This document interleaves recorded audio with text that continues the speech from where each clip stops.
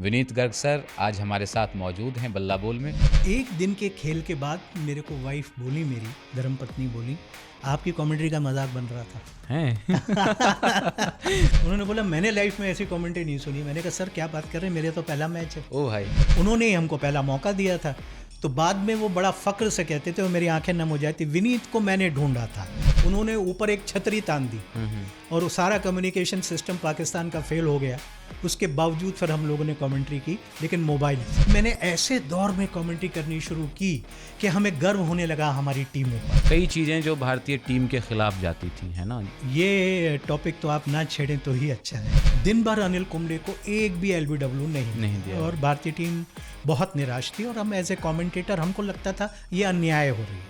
तो I walked up to Rahul Dravid और मैंने कहा, लारा ने इंटरसेप्ट किया और अंपायर से बदसलूकी करते हुए आउटस्पोकन तरीके से उन्होंने जिद की कि आप खिलाड़ी से पूछ लीजिए ना। गेंद को इतनी जल्दी बदला गया तो मैं बड़ा क्यूरियस हो गया। मेरे को लगा यार क्या बात है, इतनी जल्दी क्यों? भारत अरुण जो आगे चल के इंडिया के बॉलिंग कोच इंडियन के बॉलिंग कोच हुए थे, वो बॉलिंग कर रहे थे। अच्छा। और मैच बड़ा कांटे का हो गया। तो उन्होंने एक्सपेल डाली। अरे ये प्लेइंग 11 तो तुमने दी नहीं, ये क्या है, 4 नाम लिख के दे गए हो। बोले रिजर्व खिलाड़ियों के नाम है, 11 खिलाड़ी आपको पता होने चाहिए। ओ भाई। मैंने कहा कि साहब थोड़ी स्लिप की पोजीशनिंग देख लीजिएगा। लेकिन ड्रेसिंग रूम में अंदर जाते जाते वो एक जुमला कस गए, hey Vineet don't try to be assistant coach. मैंने उसको वाइंड अप कर दिया और इमरान इतने खफा हुए। उसके बाद पूरे दौरे पे उन्होंने मेरे से बात नहीं की। बोले विनीत जी, लोग तो पिच के बारे में भी पूरा नहीं बताते हैं, लेकिन ग्राउंड के पास से अगर कोई ट्रेन जा रही हो तो आपको तो ये भी पता होता है कि ट्रेन कहाँ से आ रही है, कहाँ जाएगी। तो बोले, मैंने युवराज को बोला, भाई गुलाब जामुन थोड़ा कम खाओगे तो हिप्स इतने बड़े नहीं होंगे। वो एक पिच बदलने वाली बात जो है, रातों रात पिच बदल दी गई। ये सारे हादसे मेरे साथ ही हुए।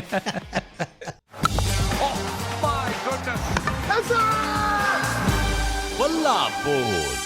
नमस्ते, आप देख और सुन रहे हैं बल्ला बोल कुमार केशव के साथ। दोस्तों, मानव सभ्यता का जो इतिहास है लाखों साल का है।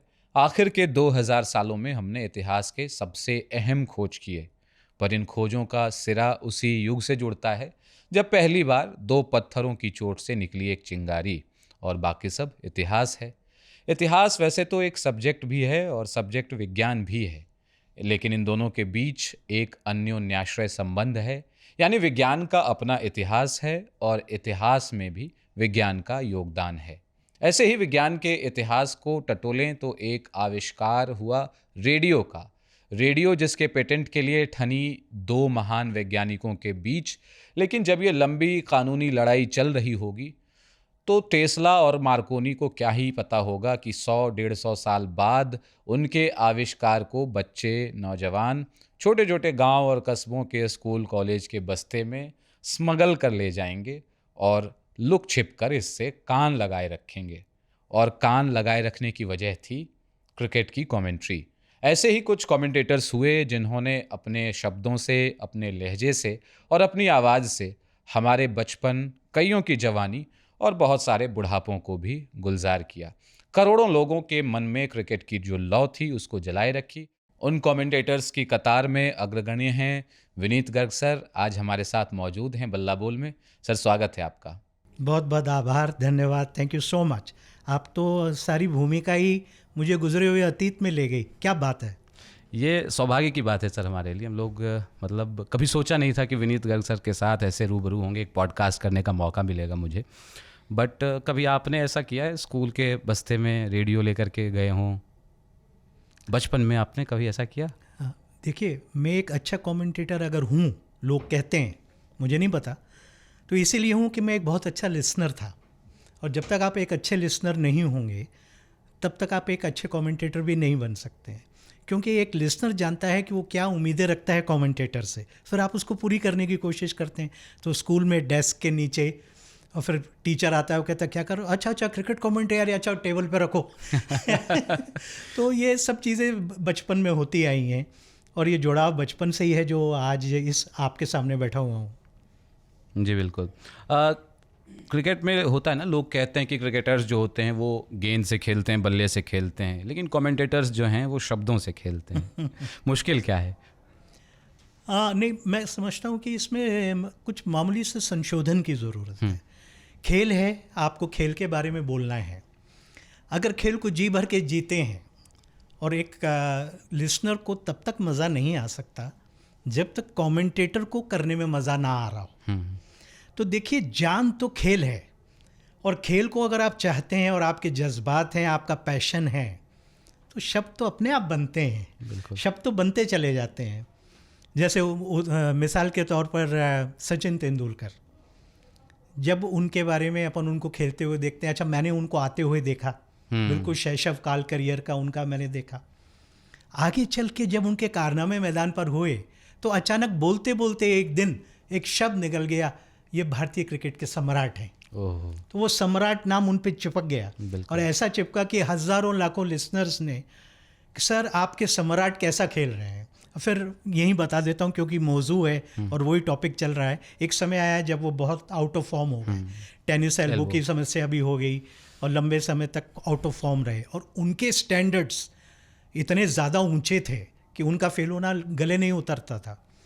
तो कमेंट्री करते करते मैं सुन रहा था लोगों को, तो मेरे अचानक ही माँ की सरस्वती की कृपा हुई। मैंने कहा भाई देखो, शेर है, पंजे में नीचे नाखून में वो कांटा चुभ गया है, इसका मतलब ये नहीं है दोबारा नहीं दहाड़ेंगे।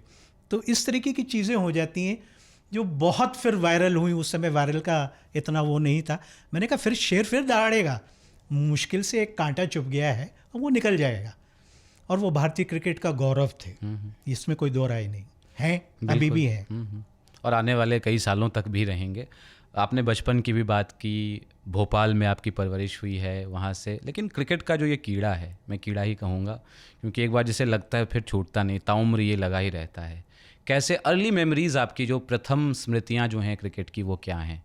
हाँ देखिए, ऐसा है, ये इस बारे में मैं कई बार बोल चुका हूँ। तो जो बोल चुका हूँ उसको सूक्ष्म करके दूसरी बातें जोड़ने का मेरा प्रयास रहेगा। वो ये है कि सर्वप्रथम तो 1969 बिल लॉरी की टीम, ऑस्ट्रेलिया की टीम इंडिया आई हुई थी। और उन दिनों में रेडियो बहुत बड़े बड़े होते थे। जैसे बड़े टीवी होते हैं वैसे 8, 10, 12 बैंड के रेडियो होते थे। तो आई वो जस्ट, जिसको आज सर्फिंग कहते हैं, तो मैं वो नॉब्स घुमा रहा था। और अचानक एक नैरेटिव मेरे को सुनने को मिला, और कुछ देर में मुझे समझ में आया किसी खेल का है। तब तक क्रिकेट को मैंने देखा नहीं था। अच्छा, मुझे याद दिलाइएगा, एक बड़ा अनोखी बात क्रिकेट की मैं बताऊंगा। जब पहली बार मैं मैदान पर गया तो वो बिल लॉरी की टीम थी और उसमें फिर क्रिकेट की कमेंट्री हो रही थी। अब ये देखिए कि वो ऐसा समय था जहाँ से पहली बार भारत क्रिकेट में जीतेगा उसका सूत्रपात हुआ। तो हम उस जनरेशन को बिलोंग करते हैं कि जब जीतने की आदत पड़नी शुरू हुई थी। तो वहाँ से कमेंट्री का वो हुआ और देख के बड़ा अच्छा लगा। और जैसा मैं हमेशा कहता हूँ कि बचपन में लोग कविताएं सुनाते हैं, पेरेंट्स कहते हैं अरे अंकल को ये सुनाओ, हम कमेंट्री सुनाते थे, रटी रटाई। तो ये यहाँ से शुरुआत हुई। फिर क्या हुआ कि एक दिन सुबह के समय, जाड़े के दिन थे, 7 बजे की समाचार बुलेटिन आती थी आकाशवाणी पे। टीवी का उतना समय था, युग नहीं आया था। और उसमें कम्बल ओढ़े हुए मैं अपने फादर के साथ बैठा हुआ था, और उसमें यही एक आया, उसमें समाचार आया कि एक युवा भारतीय बल्लेबाज ने वेस्ट इंडीज़ में तहलका मचाया। अब वो थे सनी गावस्कर, और उसमें शतकों की उन्होंने लड़ लगा दी थी, अंबार लगा दी थी। तो लोगों को बड़ा गर्व हुआ। पहली बार भारत क्रिकेट में हमेशा हारता था। We were known as champion drawers, कि हम ड्रॉ करने में माहिर हैं। ऐसे एक उस समय ख्याति भारतीय टीम की, अगर थी कोई ख्याति तो इस बात की थी। तो वहाँ से ये शुरुआत हुई। तो एक तरह से आप कह सकते हैं कि मेरा जो कमेंट्री का युग शुरू हुआ तो भारत जीत चखने लगा था मैदान पर, वो मेरे अंदर रच बस गया।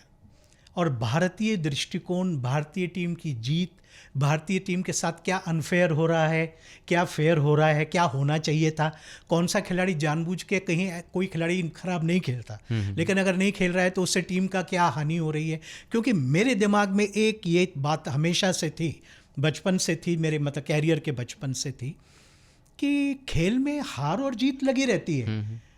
खेल में हार जीत लगी रहती है, लेकिन वो भी क्या टीम है जो जीतने के लिए ना खेले। बिल्कुल। तो उसको प्रयास तो वो करना ही चाहिए। तो धीरे धीरे वो क्रिकेट का वो जुनून सर पे सवार होता गया। फिर खेल पत्रिकाएं, खेल मैगजीन्स करने लगे, सारे ही खेल करते थे। अच्छा, फिर देखिए एक और महत्वपूर्ण डेवलपमेंट है, वो क्रिकेट से हट के है। शुरू में मैं सारी कमेंट्री किया करता था। 1975 में अजीत पाल सिंह के नेतृत्व में हमने वर्ल्ड कप जीता हॉकी का। उसमें भोपाल के असलम शेर खान थे, उनका वो प्रसिद्ध गोल था। तो वो ऐसा रोंगटे खड़े देने वाले वो जो गूज बम्प्स होते हैं, वो सारी चीज़ें उस समय की जो याद आती हैं। तो ये बहुत महत्वपूर्ण है मेरे कमेंटेटर कैरियर में कि मैंने ऐसे दौर में कमेंट्री करनी शुरू की कि हमें गर्व होने लगा हमारी टीमों पर। और अगर किसी में वो जज्बा नज़र नहीं आता था तो फिर मैं उसको आड़े हाथों लेता था। और इसमें मैं तारीफ़ करूँगा आकाशवाणी की, रेडियो की, कि उनके वैसे तो बहुत प्रोटोकॉल्स थे भाषा और इत्यादि को लेकर, लेकिन उन्होंने मुझे खुलकर काम करने दिया और मैं बोला। और आगे चल के ये बातों में जब बातें निकलेंगी तो पता चलेगा उसमें देश हित भी हुआ, टीम हित भी हुआ, लिसनर हित भी हुआ, और नई जो पीढ़ी थी उसमें एक जोश और खरोश आया और देश के लिए एक जज्बा पैदा हुआ। सर, मैंने ये किस्से सुने, कहानियाँ सुनी हैं कि जब 70 का वो दशक था या उससे पहले का जो दौर था, कई चीज़ें जो भारतीय टीम के खिलाफ जाती थी, है ना, चाहे वो अंपायरिंग ही हो या एक जो नैरेटिव बनाया जाता था कमेंटेटर्स के द्वारा। क्या ये सच में ऐसा होता था? कुछ आपको उस समय की याद है? बस ये टॉपिक तो आप ना छेड़ें तो ही अच्छा है, क्योंकि इतना होता था। आप देखिए कि अगर मैं ऐसे ही नहीं बोल रहा हूँ, अगर आप सनी गावस्कर की जो पहली किताब थी द सनी डेज, वो बहुत ही लोकप्रिय और बेस्ट सेलर साबित हुई। तो उसमें ये कहा जाता था कि भारत को भाई 11 से नहीं 13 खिलाड़ियों से खेलना पड़ता है, क्योंकि 2 अंपायर भी हैं। तो चाहे आप ऑस्ट्रेलिया जाएं, चाहे आप इंग्लैंड जाएं, ऑस्ट्रेलिया में वो फेमस इंसिडेंट हुआ कि जब एक मशहूर आर्मी मैन भारतीय टीम के मैनेजर थे दुर्रानी, और वो मैदान छोड़ के बाहर निकले क्योंकि वो शतक की ओर बढ़ रहे थे और टीम बड़ा अच्छा खेल रही थी। चेतन चौहान के साथ उनकी प्रारंभिक जोड़ी उन दिनों में हुआ करती थी। डेनिस लेली जैसे वो खौफनाक बॉलर्स थे, और उनको गलत आउट दिया गया जैसा उन्होंने समझा उस समय, और वो मैदान छोड़ को जाने लगे थे। एक बहुत बड़ी घटना हो जाती, क्योंकि प्रोटोकॉल से इन्वॉल्व थे 2 देशों के बीच में। जैसे एशेज श्रृंखला में बॉडी लाइन हुई और जिसमें बड़ी कंट्रोवर्सी हुई इंग्लैंड और ऑस्ट्रेलिया के बीच में। ऐसा कुछ हो सकता था, लेकिन नहीं हुआ। और बिल्कुल आधुनिक समय में आ जाएं तो मैं आपको बताऊं, एक बार एक एयरपोर्ट में एक शहर से दूसरे कनेक्टिंग फ़्लाइट थी, और हम ट्रांसपोर्ट बस में चढ़े एयरक्राफ्ट तक जाने के लिए। तो उसमें कुंबले भी थे, वो भी उसी मैच के लिए जा रहे थे, एक मैच खेल के आ रहे थे। तो थोड़ा सा ब्रेक ले लिया, टीम के साथ नहीं गए, घर जाके लौट रहे थे। और जैसे ही मैं उस टीम में उसमें चढ़ा, तो बस में चढ़ा, तो वो सामने ही मिल गया। वो दौरे पे मेरे साथी रहे, मैं उनको कवर करता रहा, एक ही होटल में ठहरते भी थे, तो बेतकल्लुफ़ी भी थी। तो मैंने उनसे बोला, मैंने कहा कि इंडिया के खिलाफ पिछले मैच में बहुत अंपायरिंग डिसीजंस खिलाफ गए, लेकिन पता नहीं क्यों जो मीडिया है वो उसको सपोर्ट नहीं कर रही है। तो वो बोले बिल्कुल गलत बात है, बहुत डिसीजंस हमारे खिलाफ गए। फिर आप देखें, वेस्ट इंडीज़ का दौरा था 2005 या 6 की बात है। सेंट किट्स या सेंट लूसिया में से कोई एक ग्राउंड था, राहुल द्रविड़ कैप्टन थे, ग्रेग चैपल। तो खेल की समाप्ति के बाद एक छोटा सा वो एक टेबल लगती थी एक हॉल में, खिलाड़ियों के साथ और कमेंटेटर्स वगैरह उसमें होते थे। तो I walked up to Rahul Dravid, Brian Jerling एक यंग अंपायर आए थे। अच्छा, अंपायर की सिलेक्शन में भी थोड़ी कसमसाहट रहती थी कि सही सिलेक्शन नहीं हुआ, भारत के खिलाफ नए नए अंपायर्स का प्रयोग किया जाता था, वो भी एक मुद्दा था। दिन भर अनिल कुंबले को एक भी LBW नहीं दिया, और भारतीय टीम बहुत निराश थी। और हम एज ए कमेंटेटर हमको लगता था ये अन्याय हो रही है। तो I walked up to Rahul Dravid और मैंने कहा कि बहुत निर्णय भारत के खिलाफ आज गए हैं, क्योंकि कमेंटेटर से कई बार पूछते भी हैं लोग कि आपकी क्या राय है, आप देखते हैं कि वो 7 घंटे हम खेल देखते हैं। तो राहुल द्रविड़ की शख्सियत, उनकी पर्सनैलिटी जो प्रसिद्ध है, तो उन्होंने कहा क्या करेंगे विनीत, नया अंपायर है। तो ही टुक इट इन स्ट्राइड, और इसलिए वो एक महान कप्तान, खिलाड़ी और एक शख्सियत और एक ऐसी पर्सनैलिटी साबित हुई जो यंग जो क्रिकेटर्स हैं उनको उनका अनुसरण करना चाहिए। तो अंपायर्स का तो मसला है और हमेशा रहा है। कई बार ये भी होता था, जैसे कि वेस्ट इंडीज़ में उसी दौरे पे एंटीगा में मैच हो रहा था और पास में ही वो जेल थी जिसमें विवियन रिचर्ड्स के फादर काम करते थे। तो वो एक हिस्ट्री का वो एक हिस्सा है। तो वो बाउंड्री लाइन पे एक कैच हुआ जिसको अंपायर आउट नहीं दे रहा था, इंडिया की बैटिंग चल रही थी, लारा ने इंटरसेप्ट किया और अंपायर से बदसलूकी करते हुए आउटस्पोकन तरीके से उन्होंने जिद की कि आप खिलाड़ी से पूछ लीजिए ना, that should be final. TV आ गया था लेकिन इतना नहीं था, रिप्लेस वगैरह नहीं, इतने रिप्लेस वगैरह नहीं होते थे। तो बीच मैदान पर ब्रायन लारा ने इंसिस्ट किया, if my player is saying he has caught it fairly and squarely, you must agree to it. और उस पे अंपायर्स ने ब्रायन लारा को रिपोर्ट भी किया, हालांकि वो निर्णय भारत के पक्ष में नहीं जा पाया और वो आउट करार दे दिया गया। और सबको उम्मीद थी कोई डिसिप्लिनरी एक्शन होगा लारा के ऊपर। लारा बहुत सज्जन, बहुत अच्छे, मिलनसार और मृदुल स्वभाव के थे। बाद में शाम को उनसे भी पार्टी में मुलाकात हुई। लेकिन मुझे एक भारतीय के दृष्टिकोण से, सुबह सुबह अंपायर थे पाकिस्तान के असद रौफ, अब मित्र भी थे, तो मैंने उनसे जाके पूछा कि क्या एक्शन हुआ ब्रायन लारा पे, क्योंकि मुझे लिसनर्स को रिपोर्ट करना पड़ेगा। मैंने मन में सोचा कि लिसनर्स को बताना पड़ेगा, क्योंकि काफ़ी तूल पकड़ चुकी थी वो बात, बाउंड्री लाइन पे कैच, और हम लाइव टेस्ट मैच कवर कर रहे थे, जो आज संभव नहीं है। 5 दिन के लिए टेस्ट मैच केवल 2 कमेंटेटर हम कवर करते थे, तो एक इंग्लिश एक हिंदी का। तो असद रौफ ने कहा कि क्यों पर्याप्त रिप्लेस देखने को नहीं मिले, इसलिए वो छोड़ दिया गया। जबकि मुझे मालूम था कि जो हिस्सा रेलिवेंट था वो बाकायदा उसमें मौजूद था। तो इस तरीके के इंसिडेंट्स भारतीय टीम के साथ होते रहते थे और उसको मैं बखूबी उठाता था, उसके तह तक पहुंच के उसका रिजल्ट्स लाता था और टिप्पणी अंपायर से, मैच रेफरी से, सबसे पूछता था और बताता था। तो वो बात गलत नहीं है, अंपायर्स के निर्णय। ये तो आईपीएल आने के बाद और आईपीएल में उनको मौका मिले अंपायरिंग करने के बाद बहुत कुछ बदल गई हैं चीज़ें। नहीं तो पाकिस्तान का दौरा था 2003 का, जिसमें हम टेस्ट मैच भी जीते और वनडे भी जीते, और फ्लाइट डिले हो गई। लाहौर एयरपोर्ट पे हम बैठे हुए थे। मैं आपको बताऊं कि डेविड शेपर्ड, क्योंकि वो काफ़ी घुल मिल गए थे, तो वो बार पे बैठे हुए थे, बार स्टूल पे, और मैं उनके पास जाके खड़ा हो गया। तो मैंने कहा कि ये जो निर्णय भारत के खिलाफ इतने जाते हैं, कभी कभी ऐसा लगता है जैसे कोई योजनाबद्ध तरीके से जा रहे हैं। तो शायद वो कुछ, अब वो आज स्वर्गवासी हो चुके हैं, भगवान उनकी आत्मा को शांति दे और वो जहाँ भी हो प्रसन्न हो, और उनके लिए दुआएं ही उठती हैं। बड़े बड़े ही प्यारे इंसान थे, यस, बहुत प्यारे व्यक्ति थे। तो उन्होंने बोला मेरे कान में ले जाके, देखो मामला तो कुछ ऐसा ही है। तो उसके बाद उन्होंने ये भी कहा कि लोगों को शायद ऐसा लगता है कि अगर भारत के खिलाफ निर्णय देंगे तो असाइनमेंट ज़्यादा मिलेंगे। हाँ भैया, देखिए 2000 के शुरू के दशक की बात है ये। तो ये चीज़ें हैं, अब ये कितनी तथ्य हैं कितनी नहीं है, लेकिन कानों को सुनने को मिला। बिल्कुल। तो लेकिन तो मतलब ये एक, मतलब आपको बर्दाश्त के हद से बाहर हो जाता था कि क्रिकेट एक ऐसा खेल है कि जिसमें आपको एक जीवन दान मिल गया। अब मान लीजिए एक चैंपियन खिलाड़ी है, सामने वाली टीम का बड़ा दिग्गज खिलाड़ी है और वो शतक बना चुका है और वो खेल रहा है, और उसके बाद उसका विकेट ले रहे हैं और उसको नहीं आउट दिया, फिर उसने 300 बना दिया। बिल्कुल। तो वो हर बॉल के साथ अखरती है बातें। सही बात। तो इस तरीके की चीज़ों को उठाया। कई बार तो एक सुरेश शास्त्री मेरे अच्छे मित्र हैं, भारत के अंपायर्स हैं, वो स्पिनर भी थे और राजस्थान के लिए खेले। वो कई बार मुझे शाम को कभी मुझसे मुलाकात होती थी तो वो मुझसे कहते थे, आज तुम बहुत खुलकर बोले, देखो बी वेरी केयरफुल। लेकिन लिसनर्स उसको पसंद करते थे, वो उनकी दिल की बात होती थी और देश हित की, टीम हित की और खिलाड़ी के, भारतीय खिलाड़ियों के हित की बात होती थी, और उसको बहुत पैशन से और जज्बे से मैं उठाता था, क्योंकि मैं एक भारतीय की दृष्टिकोण से कमेंट्री करता था। ये बात सही है, अगर आप कहेंगे तो आप इस समय आपत्ति कर सकते हैं कि एक कमेंटेटर को, एक अच्छे कमेंटेटर को न्यूट्रल होना चाहिए, बिल्कुल ठीक बात है। लेकिन आंखें जो देख रही हैं उनकी गवाहियों को तो नहीं नकारा जा सकता। बिल्कुल। और जो बातचीत हम करते थे, जैसे जेफ क्रो मैच रेफरी थे और वो बड़े अच्छे मेरे उनसे संबंध थे, ट्रैवल साथ करते थे, कई दौरों पे साथ रहे।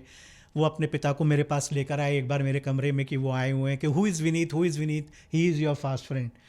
तो वेस्ट इंडीज़ में एक बार क्या हुआ कि गेंद को बदला गया और मेरे जो साथी कमेंटेटर थे प्रेम कुमार, उनकी स्पेल अंग्रेज़ी में चल रही थी, तो गेंद को इतनी जल्दी बदला गया तो मैं बड़ा क्यूरियस हो गया। मेरे को लगा यार क्या बात है, इतनी जल्दी क्यों? और मुझे वॉशरूम भी जाना था। तो वो जो मैदान था उसमें स्टेयर्स उतर के नीचे की तरफ जाना पड़ता था वॉशरूम के लिए, पास में नहीं था। और जो 3rd 4th अंपायर थे वो सीढ़ी चढ़ के ऊपर आ रहे थे और उनके हाथ में वो गेंद थी जो बदली गई थी, और मैंने उसको देखा तो वो उसका मुंह ऐसा खुला हुआ था, उसकी सिलाई पूरी सीवन में उसकी पूरी सिलाई उधड़ चुकी थी। और मैंने कहा this is the ball that you have changed, बोले this is the replaced ball. तो वो बोला हाँ ये वो बॉल है, और वो उसके हाव भाव देख के भी उसको भी जैसे बड़ा ताज्जुब हो रहा हो। तो वो मुझे बड़ा अजीब सा लगा। मैंने लिसनर्स को बताया, अभी मैं जा रहा था नीचे तो मुझे वो बॉल देखने को मिली। फिर वो एयरपोर्ट पे जेफ क्रो से वो बात उठाई, और फिर उस सीरीज़ में जो गेंदों के डिब्बे सेलेक्ट किए गए थे दोनों बोर्ड्स के सहमति में, visiting team and the local officials, उन डिब्बों को हटाया गया और नई बॉल्स, न्यू रिप्लेसमेंट बॉल्स को चुना गया। तो ऐसे मौके आए हैं।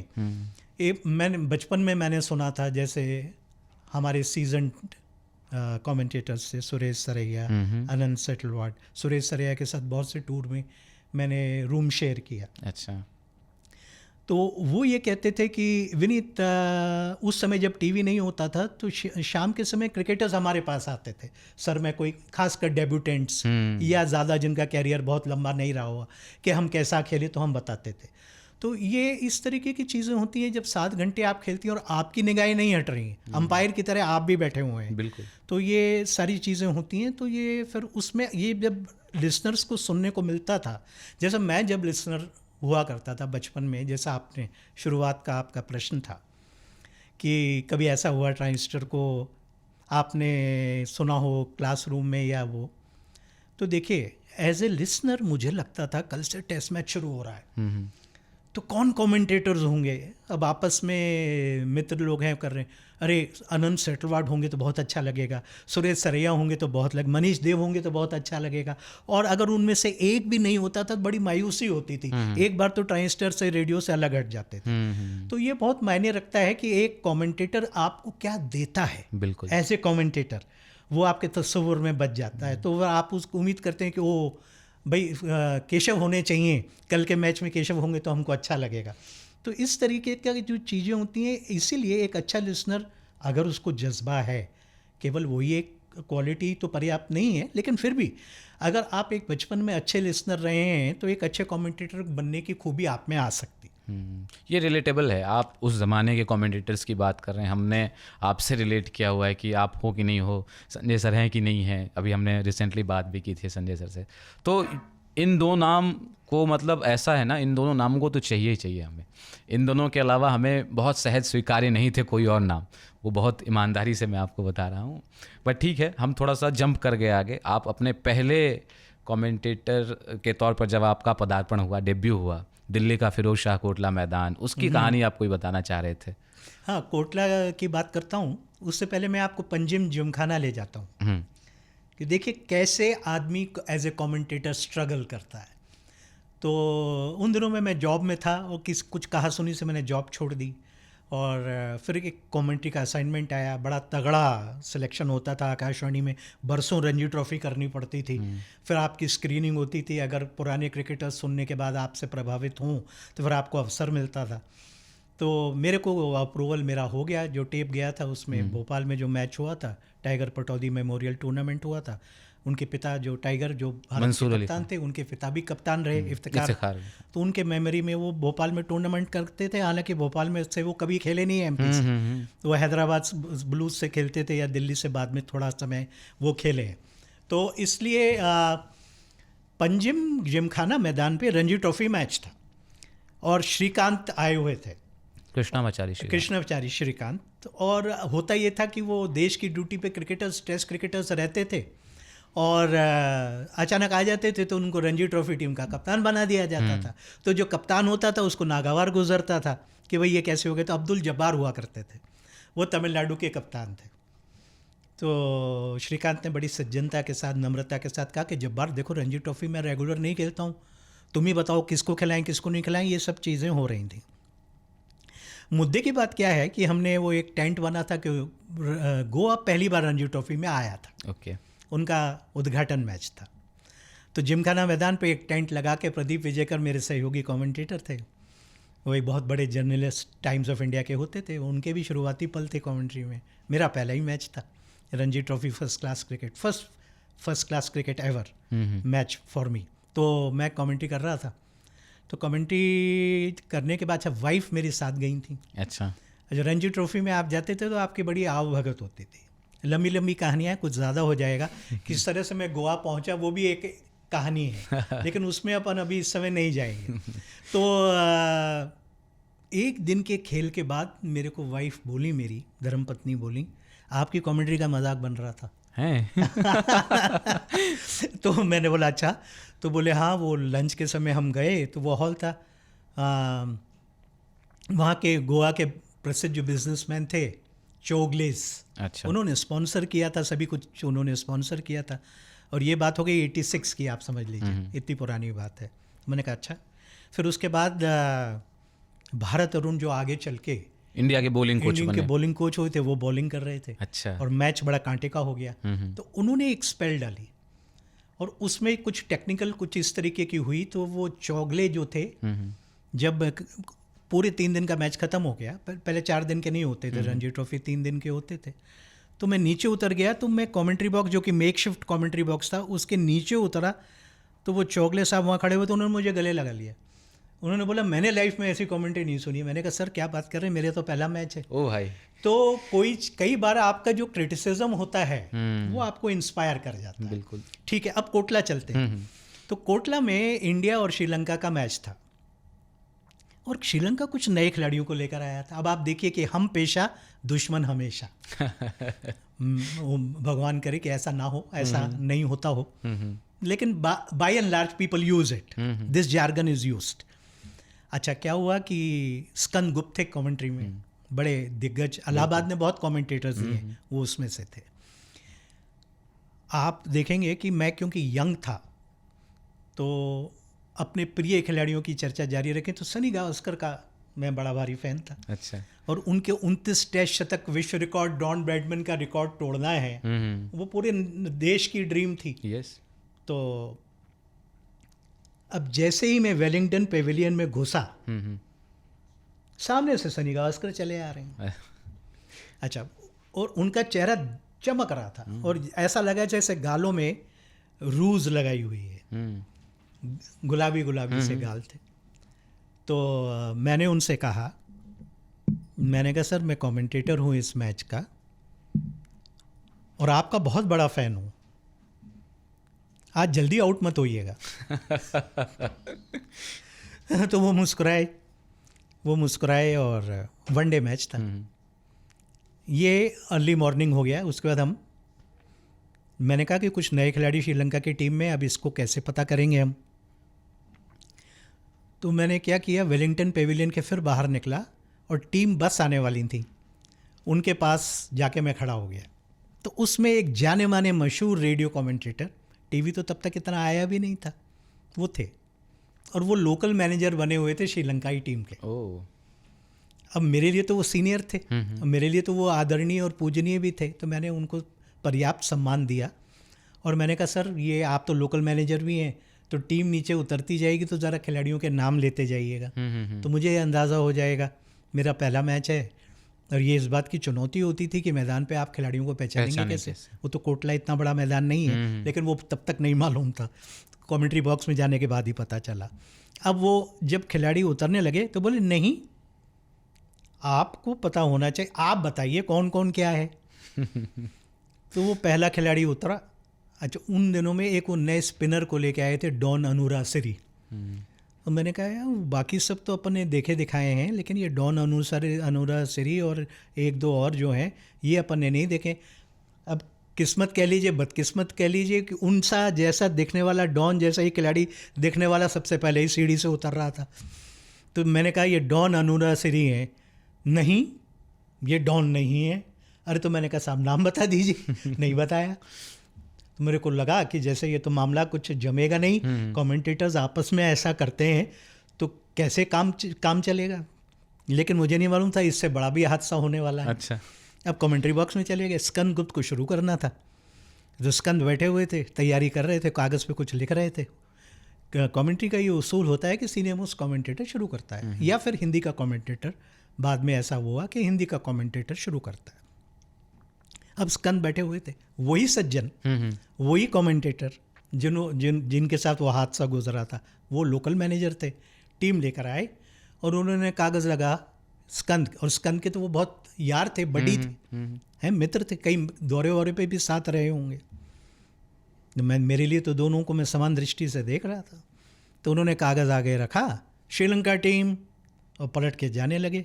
एकदम स्कंद बौखलाए हुए से पलटे, अरे ये प्लेइंग 11 तो तुमने दी नहीं, ये क्या है, 4 नाम लिख के दे गए हो। बोले रिजर्व खिलाड़ियों के नाम है, 11 खिलाड़ी आपको पता होने चाहिए। वही it should be part of your homework, you know the squad. अब ये 4 मैंने बता दिए नहीं खेल रहे हैं, तो you should work out your 11। Yes, अंदाजा लगाइए। तो मैंने सर पकड़ लिया कि ये मामला तो बड़ा चक्कर होने वाला है। फिर इसको वाइंड अप करेंगे इस इंसिडेंट को। अब आपके हृदय में ये तो रहता है कि मेरा पहला मैच था और ठीक किया कि नहीं किया।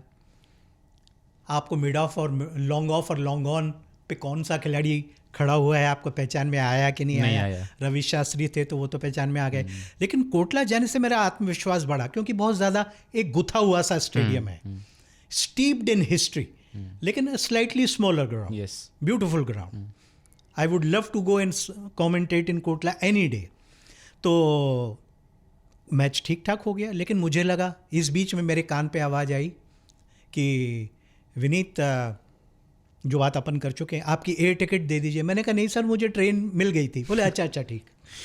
तो मैच जब समाप्त हुआ तो आई हैड क्वेश्चंस। मैंने कहा कि जो सीनियर कमेंटेटर हैं, मैं उनसे पूछूंगा सर मैंने ठीक किया कि नहीं किया, क्या इम्प्रूवमेंट कर सकता हूँ कि नहीं कर सकता हूँ। तो इतने में कोई आया और स्कंद से, जो कि दोनों हाथों से अपना सर पकड़कर काउंटर पे कमेंट्री बॉक्स में अपनी स्पेल मैच को वाइंड अप करके अंतिम शब्द बोलकर और दर्शकों से, सुनने वालों से, श्रोताओं से विदा लेकर वो ढीले पड़े ही थे कि किसी ने आके कहा, oh Skand, where are you going next, अगला मैच कौन सा करने जा रहे हो भाई। तो वो सर पकड़े पकड़े बोले, भैया अब कोई भरोसा नहीं है, नए लड़के बहुत अच्छे आ रहे हैं। क्या बात तो इस तरीके के जो वाकयात होते हैं, एक तरफ क्रिटिसिज्म भी होता है, एक तरफ आपका हौसला अफजाई भी होता है।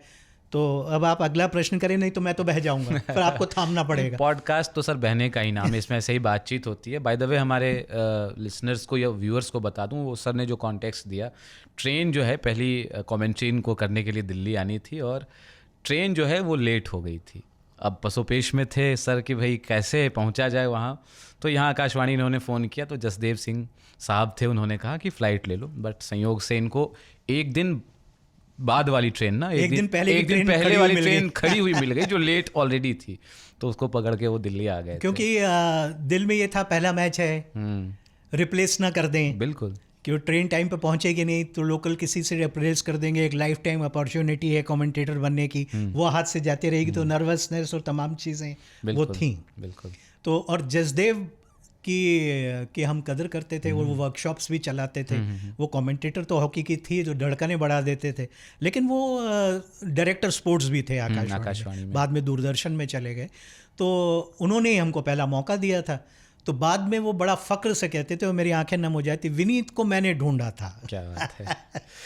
ये कहते थे। आपने सर कहा कि जो नए खिलाड़ी आमतौर पर आते थे, या उस ज़माने में भी जब कमेंटेटर्स एक ही होटल में रुका करते थे टीम के साथ, तो अक्सर खिलाड़ी आ जाते थे फीडबैक लेने कि मैं कैसा खेल रहा था या क्या गलतियां आपको दिखी। तो आपके साथ कोई वाकया हुआ, कुछ खिलाड़ी आए थे आपसे? हाँ, इस वाक्य को मैं काफ़ी बार दोहरा चुका हूँ, तो मेरे वो जो पुराने लिसनर्स हैं वो मुझे क्षमा करेंगे, लेकिन वो दोबारा मज़ा लेंगे। कई बार रिप्लेस में मज़ा बहुत आता है।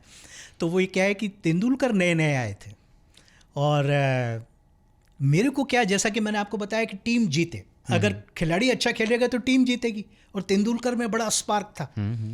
अच्छा, अंग्रेज़ जो क्रिटिक्स थे, अरे क्या सचिन तेंदुलकर ये कुछ नहीं कर सकते, बड़े नीचे से पकड़ते हैं बैट को। वो मैंने जुमला सुन लिया। तो लेकिन वो खेले और लंबा खेले, तो इस तरीके की बात होती थी। तो तेंदुलकर मुझे टकरा गया एक बार लिफ्ट में, तो हलो हुई।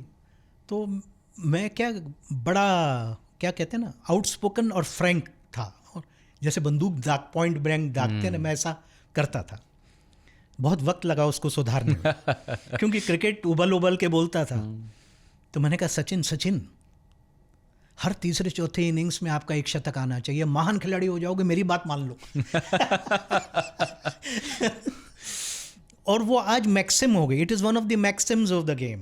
Every 3/4 inning you should have a big innings. तो उससे कंसिस्टेंसी भी होती है। अच्छा, सेलेक्टर मान लीजिए आपके अगेंस्ट कोई बायस है, भगवान न करे ऐसा हो गया हो, कोई बायस नहीं होता है, लेकिन मान लो आपको लग रहा है बायस कोई हो गया है, तो आपकी अगर परफॉर्मेंस आएगी तो सबसे पहले नाम आपका ही लिखा जाएगा टीम शीट में, कोई कुछ बोलेगा नहीं। बिल्कुल। तो फिर आपको एक मौका मिल जाता है। तो इस तरीके के बहुत से हादसे हैं, बहुत से ऐसे लोग आ जाते हैं जिसमें कि आप उनको देते हैं। लेकिन क्योंकि टीवी का युग बहुत तेज़ी के साथ आ रहा था, तो फिर लोगों का आना कम हुआ। फिर उसके बाद क्या हुआ कि प्रोफेशनल मैनेजर्स हो गए। इंडिया बहुत लेट लाया इसको कि जो हर मैच में, हर सीरीज में एक ही मैनेजर हो। इसके लिए बहुत हमने आकाशवाणी की कमेंट्री में आवाज़ बुलंद की। मैं बहुत इस बात को मैंने उठाया कि और देशों में होते हैं, तो भारत में भी हर मैच में एक, ये कोई ऑनररी पोस्ट नहीं है, सही बात। ये टीम के प्रदर्शन से कनेक्टेड है। तो आपको चाहिए कि एक वो, तो ऐसे कोचेज आ गए, टीवी आ गया, तो फिर ये कम होने लगा। अब जैसे कि मिसाल के तौर पे इसका विपरीत मैं आपको एंटीडोट बताता हूँ। क्या हुआ, जॉन राइट भारतीय टीम के कोच बने। वो न्यूजीलैंड के पूर्व कप्तान थे। अब मुझे लगा कि मैंने उनका मैच किया था जब वो कप्तान बने, और बेंगलोर में चिन्नास्वामी स्टेडियम में मैच था। तो मुझे लगा इनको याद होगा, मेरा याद होगा कि मिले थे हम। वो भी ऐतिहासिक मैच था। रिचर्ड हेडली ने वर्ल्ड रिकॉर्ड अरुण लाल को आउट करके बनाया था। तो casually I walked up to him, और मेरे दिमाग में हमेशा ये बात रहती थी कि भारत के जो स्लिप फील्डर्स हैं, ऐसा लगता है एक दूसरे के पीछे छुप रहे हैं। अच्छा। और दूसरे लोग जो टीम ऑस्ट्रेलिया की, इंग्लैंड की, वो इतना एरिया कवर कर लेते थे कि कोई कैच छूटता ही नहीं था और एरिया बहुत कवर हो जाता था। उनसे जब ये तुलना आप करते थे तो ये बात बड़ी उभर कर आती थी, मुझे बड़ी खलती थी। तो रास्ते में वो क्या, मोहाली में नेट्स पीछे थे और आपको वॉक करके पेविलियन की तरफ, ड्रेसिंग रूम की तरफ जाना पड़ता था। तो मेरा उनका साथ 7 मिनट का तो था। तो मैंने उनसे कहा कि साहब ये स्लिप पोजीशनिंग जो है, आप तो बहुत अच्छा काम कर रहे हैं। तो मैं बड़ा खुश था इस बात को लेके कि एक प्रोफेशनल कोच इंडिया को मिला है। तो मैंने कहा कि साहब थोड़ी स्लिप की पोजीशनिंग देख लीजिएगा। कुछ इधर उधर की बात हुई, हालांकि वो मुझे पहचान गए। उस टेस्ट सीरीज़ की उन्होंने बात की, लेकिन ड्रेसिंग रूम में अंदर जाते जाते वो एक जुमला कस गए, hey Vineet, don't try to be assistant coach.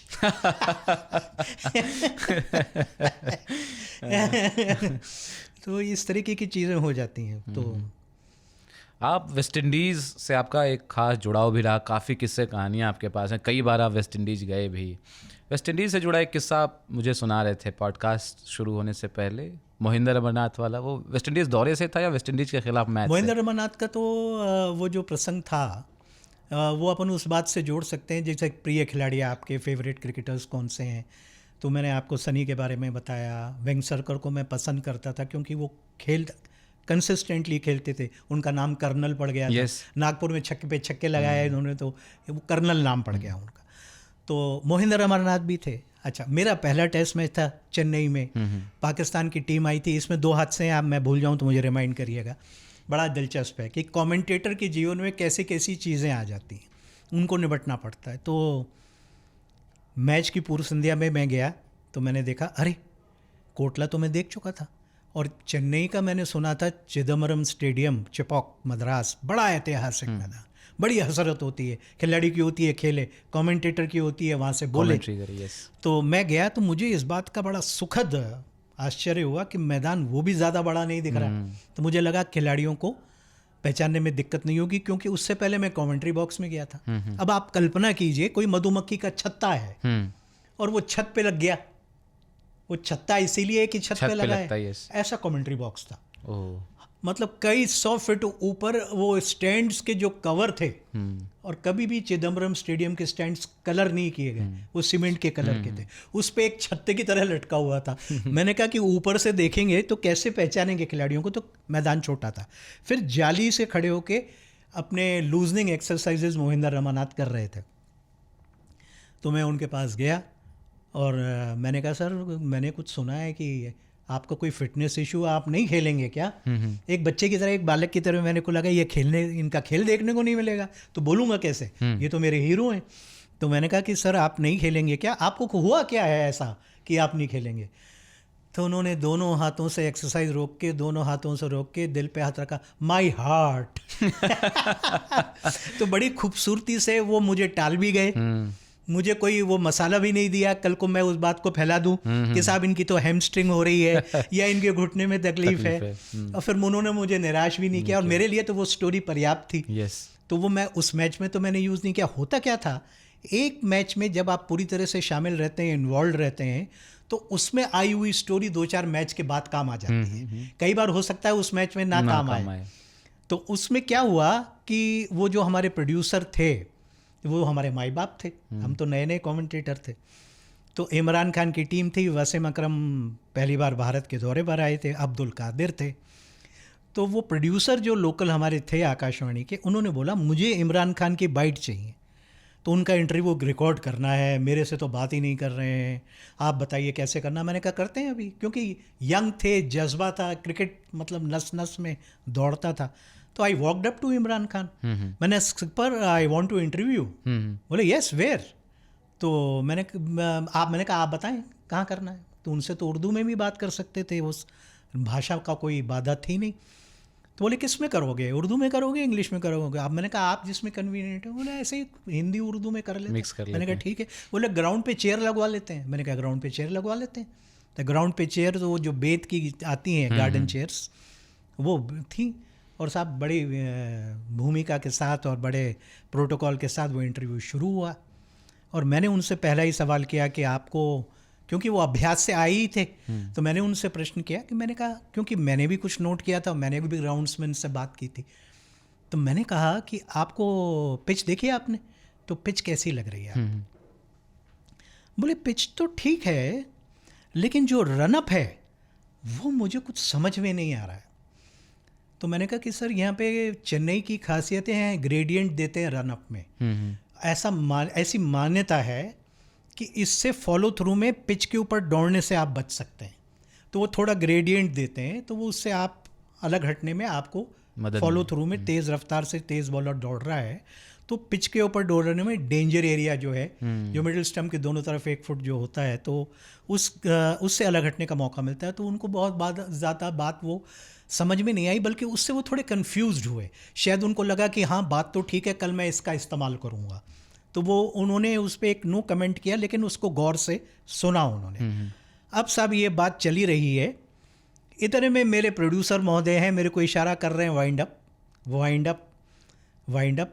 तो मैंने 1-2 सवाल तो फिर भी दाग दिए और उसके जवाब मिल गए, लेकिन ही वॉज सो परसिस्टेंट, पीछे ही मुझे पड़ गए। अच्छा मैं यंग था, मेरा पहला टेस्ट मैच था, अगर सीजनड होता तो मैं उससे कहता भाई आप निकल लो, मैं इंटरव्यू पूरा कर लेता हूँ, इशारा कर लेता, या उनको कुछ भी नहीं कहता और मैं पूरा कर लेता। मैंने उसको वाइंड अप कर दिया और इमरान इतने खफा हुए, मुंह से तो कुछ नहीं बोले, वो कुछ कहना चाह रहे थे एक्चुअल में। अच्छा, वो मीडिया में कुछ बात आगे पहुंचाना चाह रहे थे, स्टेटमेंट देना चाह रहे थे, अपने दिल की बात कहना चाह रहे थे, क्योंकि इंडिया पाकिस्तान मैच का प्रेशर तो होता ही है, दोनों टीमों पे होता है।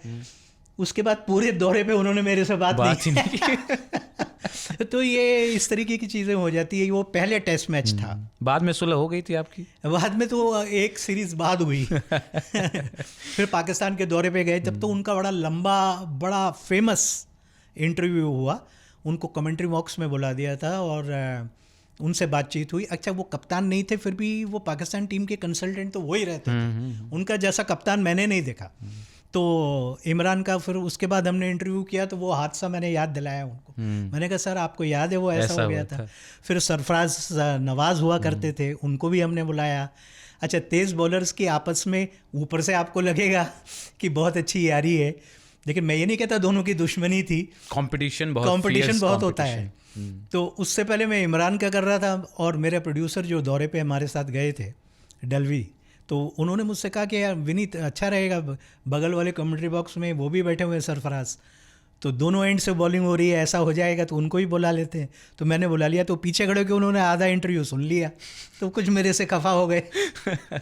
तो अच्छा, फिर क्या, पहला क्वेश्चन ही ऐसा बैठ गया, मैंने कहा दोनों इंटरव्यूज़ को कनेक्ट कैसे करें। तो मैंने कहा कि सरफराज से कहा, मैंने कहा सरफराज भाई, कल रात को इमरान साहब के यहाँ दावत थी, दोनों टीमें वहाँ पर गई हुई थी, तो स्ट्रेटजी तो वही बनी होगी। ये मेरा पहला प्रश्न था। तो उन्होंने मुझे घूर के यूँ देखा, मैंने कहा ये बात गलत हो गई। तो फिर उन्होंने कुछ बात मुद्दे को घुमाया, नहीं जी देखिए स्ट्रेटजी तो खेलने वालों को बनानी होती है। अच्छा, ये पाकिस्तानी जो क्रिकेटर्स होते हैं, आप इनको नोट करिएगा, ये हिंदी बहुत मज़े से बोलते हैं, बड़ी इज्जत से और बड़े अच्छे अल्फाज यूज़ करते हैं। तो ये इस तरीके की चीज़ें हो जाती हैं। तो ये but sir, as a commentator आपको हमने सुना है, जैसे मैच शुरू होने से पहले या शुरुआती लम्हों में उसके आप जैसे बताते हैं पिच के बारे में, पिच का मिजाज कैसा है, शहर क्या है, तापमान, मौसम कैसा रहने वाला है, हवाएं किधर से चल रही हैं, ये तमाम जानकारियाँ आप देते हैं। एज अ क्रिकेटर कोई खिलाड़ी मैच से पहले नेट प्रैक्टिस करता है, कई बार कई इंटेंस सेशंस होते हैं, है ना, मैच से ठीक पहले वार्म अप करते हैं, फुटबॉल वगैरह खेलते हैं, फील्डिंग की ड्रिल होती है, कमेंटेटर्स कैसे वार्म अप करते हैं, ये जानकारियाँ आप लोग कैसे जुटाते हैं? देखिए, ऐसा है कि रेडियो का एक नियम था कि मैच से एक दिन पहले आपको पहुंचना ज़रूरी है। तो वो एक ठीक था, कभी फ्लाइट या ट्रेन डिले हो जाए, कुछ हो जाए, मैं 2 दिन पहले पहुंच जाता था। अच्छा। अपने आरंभिक दिनों में मैं 2 दिन पहले पहुंच जाता था। अच्छा, और भगवान की, ईश्वर की ऐसी कृपा रही, गुरु की ऐसी कृपा रही कि मेरे को कभी भी, क्यों कई बार एक्रेडिटेशंस तैयार नहीं होते थे, तो स्टेडियम में प्रवेश इतना आसान नहीं होता था। अब मैच फिक्सिंग आ गई, तो अब कुछ प्रोटोकॉल हो गए, तो अब तो हम भी सीजनड हो गए, ऐसे एरिया में नहीं जाते हैं। आपने कहा ना कि क्या आप वार्म अप करते थे, तो उस पर आ रहा हूँ। तो मैं तो धड़धड़ाते हुए सीधे पिच पे ही जाता था और मुझे कभी बाधा नहीं हुई। यहाँ तक कि बाद में बरकतुल्लाह स्टेडियम में मेरे एक नए साथी थे, वो डेब्यू कर रहे थे और वो बड़े चिंतित थे। तो मैंने कहा मैं तो ग्राउंड पे जा रहा हूँ।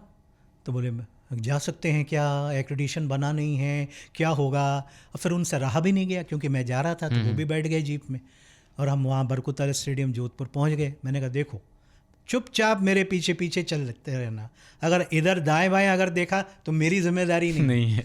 मैं सीधा चलता हुआ गया और पहुंच गया, तो वो एक काम हो गया। तो हम बात कहाँ की कर रहे थे, वो warm up, Jodhpur warm up.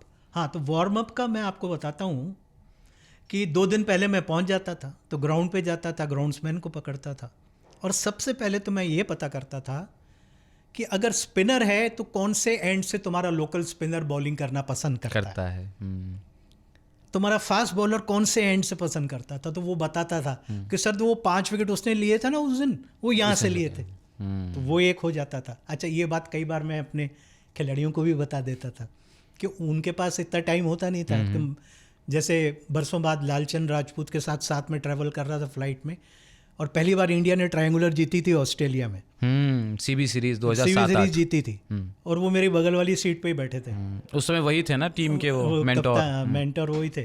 तो मैंने कहा कि सर एक चीज़ का ध्यान दे लीजिएगा, पूरी सीरीज निकल जाती है, हमारे बॉलर्स को ये पता नहीं होता किस लेंथ पे बॉलिंग करनी है, ये सबसे बड़ा मुद्दा है।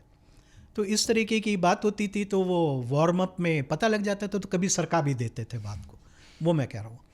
तो ऐसे ही एक हादसा हुआ साउथ अफ्रीका के वर्ल्ड कप में 2003 में हम गए। मेरे साथ एक बहुत वरिष्ठ कमेंटेटर साथी थे, ट्रैवल कर रहे थे।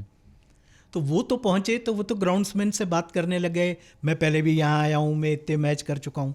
अब मुझे बड़ी खींच हो रही थी, तो मैं वो असिस्टेंट ग्राउंड्समैन के पास गया, वो बगल में ही खड़े थे। मैंने कहा ये आप इसी पिच की बात कर रहे हैं और इस पिच की बात कर रहे हैं, वो स्क्वायर पे ये पिच भी है, इसकी बात नहीं कर रहे हैं, वो बिल्कुल नीली घास, मतलब हरी नहीं, नीली घास। अच्छा। तो मैंने कहा आप इस पिच की बात क्यों नहीं कर रहे हैं? ओ, उसकी बात छोड़िए, वो हमने इंडिया के लिए बनाई थी, वो नहीं खेल पाते हैं ना ब्लॉमफोंटेन में, जिसपे वो सहवाग आउट हुए थे। तो सेंचुरी बनाई थी, लेकिन उन्होंने तो बोले ये तो हमने इंडिया के लिए बनाई थी ये पिच, और इस पे तो हम डोमेस्टिक भी नहीं खेलते। तो हमारे यहाँ लोग आते हैं, बड़े पीड़ित हो जाते हैं कि साहब स्पिनर की पिच बना दी, ये तो जायज़ बात नहीं है। भाई तुम भी तो बनाते हो, होम एडवांटेज यही है, इंडिया के लिए बनाते हो, तो होमवर्क इस तरीके का होता है, वार्म अप इस तरीके का होता है। उससे आपको एक कॉन्फिडेंस पैदा होता है, आपको एक एंटिसिपेशन होता है कि मैदान पे क्या होने वाला है। यस। एक बार टाइम्स ऑफ इंडिया के एक करस्पॉन्डेंट थे, उन्होंने मेरा इंटरव्यू किया। बोले विनीत जी, लोग तो पिच के बारे में भी पूरा नहीं बताते हैं, लेकिन ग्राउंड के पास से अगर कोई ट्रेन जा रही हो तो आपको तो ये भी पता होता है कि ट्रेन कहाँ से आ रही है, कहाँ जाएगी। तो मैं वर्कअप बहुत करता था, तो वार्म अप करने की वो बात तो बनी रहती थी। तो वार्म अप में क्या होता है, जैसे मैं एक बार जिम्बाब्वे के दौरे पे मशहूर अंपायर डैरिल हार्पर के कमरे में गया, तो वो कंप्यूटर के आगे बैठे हुए थे। तो जैसे आपने मेरे से प्रश्न किया, तो मैंने उनसे पूछा क्या कर रहे हैं कंप्यूटर पे? बोले होमवर्क कर रहा हूँ, वार्म अप कर रहा हूँ। तो मैंने बोला क्या वार्म अप कर रहे हैं, आप क्या कर रहे हैं? बोले रूल्स दोबारा फिर से पढ़ रहा हूँ, सारे रूल्स पढ़ रहा हूँ। मैं ये भी देख रहा हूँ कि गांगुली इस समय फॉर्म में नहीं चल रहे हैं। फॉर्म में नहीं चल रहे हैं, तो उनके जो मूवमेंट्स हैं, फुटवर्क है, वो मैं देखूंगा। बहुत इस तरह से सीखने को मिला कि एक अंपायर की साइकोलॉजी में क्या क्या जाता है। तो एक खिलाड़ी का क्या फॉर्म चल रहा है, डिसीजन लेते समय ये भी देखता है अंपायर, ये इन चीज़ों का भी फ़र्क पड़ता है। फिर उन्होंने एक बड़ा बढ़िया सी बात सुनाई कि एक बार क्या हुआ कि युवराज के हिप्स से लगकर गेंद चली गई और वो कॉट बिहाइंड दे दिया मैंने। अब गलती तो थी। तो बाद में शाम को मिले तो उन्होंने बोला sir you have given me very wrongly out. तो बोले तो गलत दे दिया तो वो तो हो ही गया था, क्या कर उसके लिए तो कुछ कह ही नहीं सकते थे। बोले मैंने उनसे मजाक किया। फिर उन्होंने मेरे से पूछा वो आपके यहाँ वो जो बनती है ना, एक वो बॉल होती है ब्राउन सी जो सिरप में पड़ी रहती है। मैंने कहा गुलाब जामुन। बोले yes yes yes gulab jamun. तो बोले मैंने युवराज को बोला भाई गुलाब जामुन थोड़ा कम खाओगे तो हिप्स इतने बड़े नहीं होंगे।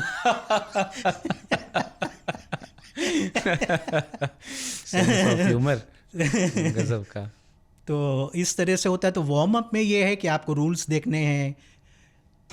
मुल्तान में, जहाँ के मुल्तान के सुल्तान सहवाग ने शतक बनाया, we were live on the air. Yes yes.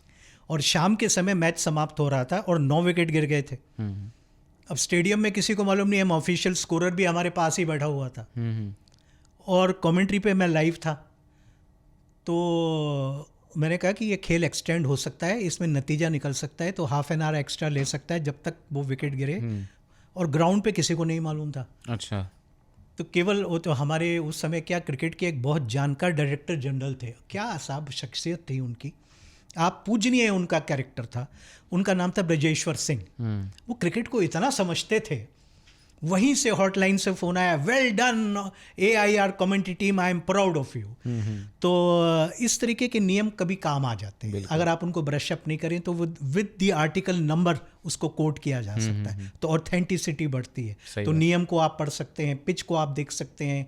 एक हादसा हुआ गोवा में, तब तक का दूसरा मैदान बन चुका था, तो वहाँ पर मैच चल रहा था। तो मैं ग्राउंड पे खड़ा हुआ था, तेंदुलकर कप्तान थे, गावस्कर पास में खड़े हुए थे। उनको पिच रिपोर्ट करनी थी, तो वो पास बने हुए थे। मैं पास लटका हुआ था, मुझे होना नहीं चाहिए था, लेकिन मैं लटका हुआ था। और कमेंट्री बॉक्स भी बहुत दूर था, लेकिन मैं बिना वो होमवर्क मैं जा नहीं सकता था। तो मैं टॉस के लिए खड़ा रहा। तो टॉस के लिए खड़ा हुआ तो Sachin Tendulkar walked up to Sunil Gavaskar, दोनों बॉम्बे के, और बड़ा सपोर्ट था गावस्कर का। तो उसने पूछा सर क्या करूं? श्रीलंका से वनडे था और दी ओल्ड फॉक्स अर्जुन रणतुंग कप्तान थे, और सचिन बेचारे सीधे साधे सज्जन। क्रिकेटिंग एक्यूमेन में कोई कमी नहीं है, लेकिन सज्जन पर्सनैलिटी उनकी वैसी थी, बिल्कुल विनम्र, और उनकी उसके लिए वो जाने जाते थे। तो सनी गावस्कर से उन्होंने पूछा सर क्या करना चाहिए? तो उन्होंने क्या किया, जवाब नहीं दिया। मैं उनकी जगह होता तो मैं भी नहीं देता, मान लो उल्टा पड़ जाए, है ना। उन्होंने क्या किया, ग्राउंड्समैन को बुलाया। अच्छा, ग्राउंड्समैन वैसे तो नाम किसी का भी हो, लेकिन जो माली होते हैं वही होते हैं ग्राउंड्समैन, बिल्कुल। तो क्योंकि गोवा और बॉम्बे के कल्चर में कोई विशेष फर्क था नहीं, तो उन्होंने अपनी भाषा में, लोकल मराठी में उनको बुला लिया और पूछा इसमें लास्ट टाइम पानी कब दिया था, when did you last time water? तो और उसके बाद उन दोनों की गुफ्तगू हुई और सचिन ने, लेकिन उस मैच में उनका निर्णय, सचिन ने क्या, वो तो मैच का है, क्रिकेट में अनिश्चितताओं का खेल है, आप किसी पे उंगली थोड़ी उठा सकते हैं। भारत ने वो निर्णय गलत लिया और उससे मैच टॉस के साथ ही चला गया। तो इस तरह से ये कुछ चीज़ें होती हैं जो वार्म अप में काम आती हैं, जिसको आप देखते हैं। फिर लिसनर्स इस तरीके की स्टोरी, ऐसा लगता है लिसनर को वे मैदान पर ही हैं और पिच पर ही हैं, तो वो आपसे जुड़ते हैं, उनको वो स्टोरीज मिलती हैं, हमें करने में मज़ा आता है और लिसनर्स को सुनने में मज़ा आता है। और एक जो नई पीढ़ी है उसको क्रिकेट सीखने को मिलती है। यस, वो एक पिच बदलने वाली बात जो है, रातों रात पिच बदल दी गई ये थी। सारे हादसे मेरे साथ ही हुए हाँ, दिल्ली का कोटलाई मैदान था और उससे पहले अगर आप जाएं इसके बैकग्राउंड में, तो एक मैच हुआ था, नहीं उसके बाद हुआ, लेकिन उससे पहले एक मैच वेस्ट इंडीज़ में हुआ जिसमें इस तरीके की घटना हुई कि पिच को, उसकी हालात को देखते हुए कि it is dangerous for the players, the match was stopped. अब कोटला के मैदान पर जब बैटिंग शुरू हुई तो नो डाउट, अच्छा हुआ क्या था, सीताराम जी बरसों से पिच तैयार करते हैं कोटला में, जितना कोटला पुराना है उतने सीताराम जी, और उनकी बड़ी रिस्पेक्ट, उनकी बड़ी इज्जत, और वो अपने काम के लिए जाने जाते थे। अच्छा, और होता क्या था, वो कहलाता था, पिच कहलाती थी सीताराम स्पेशल। अच्छा, it was always full of runs. Okay. तो उस मैच के लिए अब मेरे होमवर्क का हिस्सा आ गया, तो आई फाउंड आउट कि सीताराम जी ने पिच नहीं बनाई है। ओह, कोई चंडीगढ़ से आए, अच्छा, let us not take the name, तो उन्होंने पिच बनाई थी।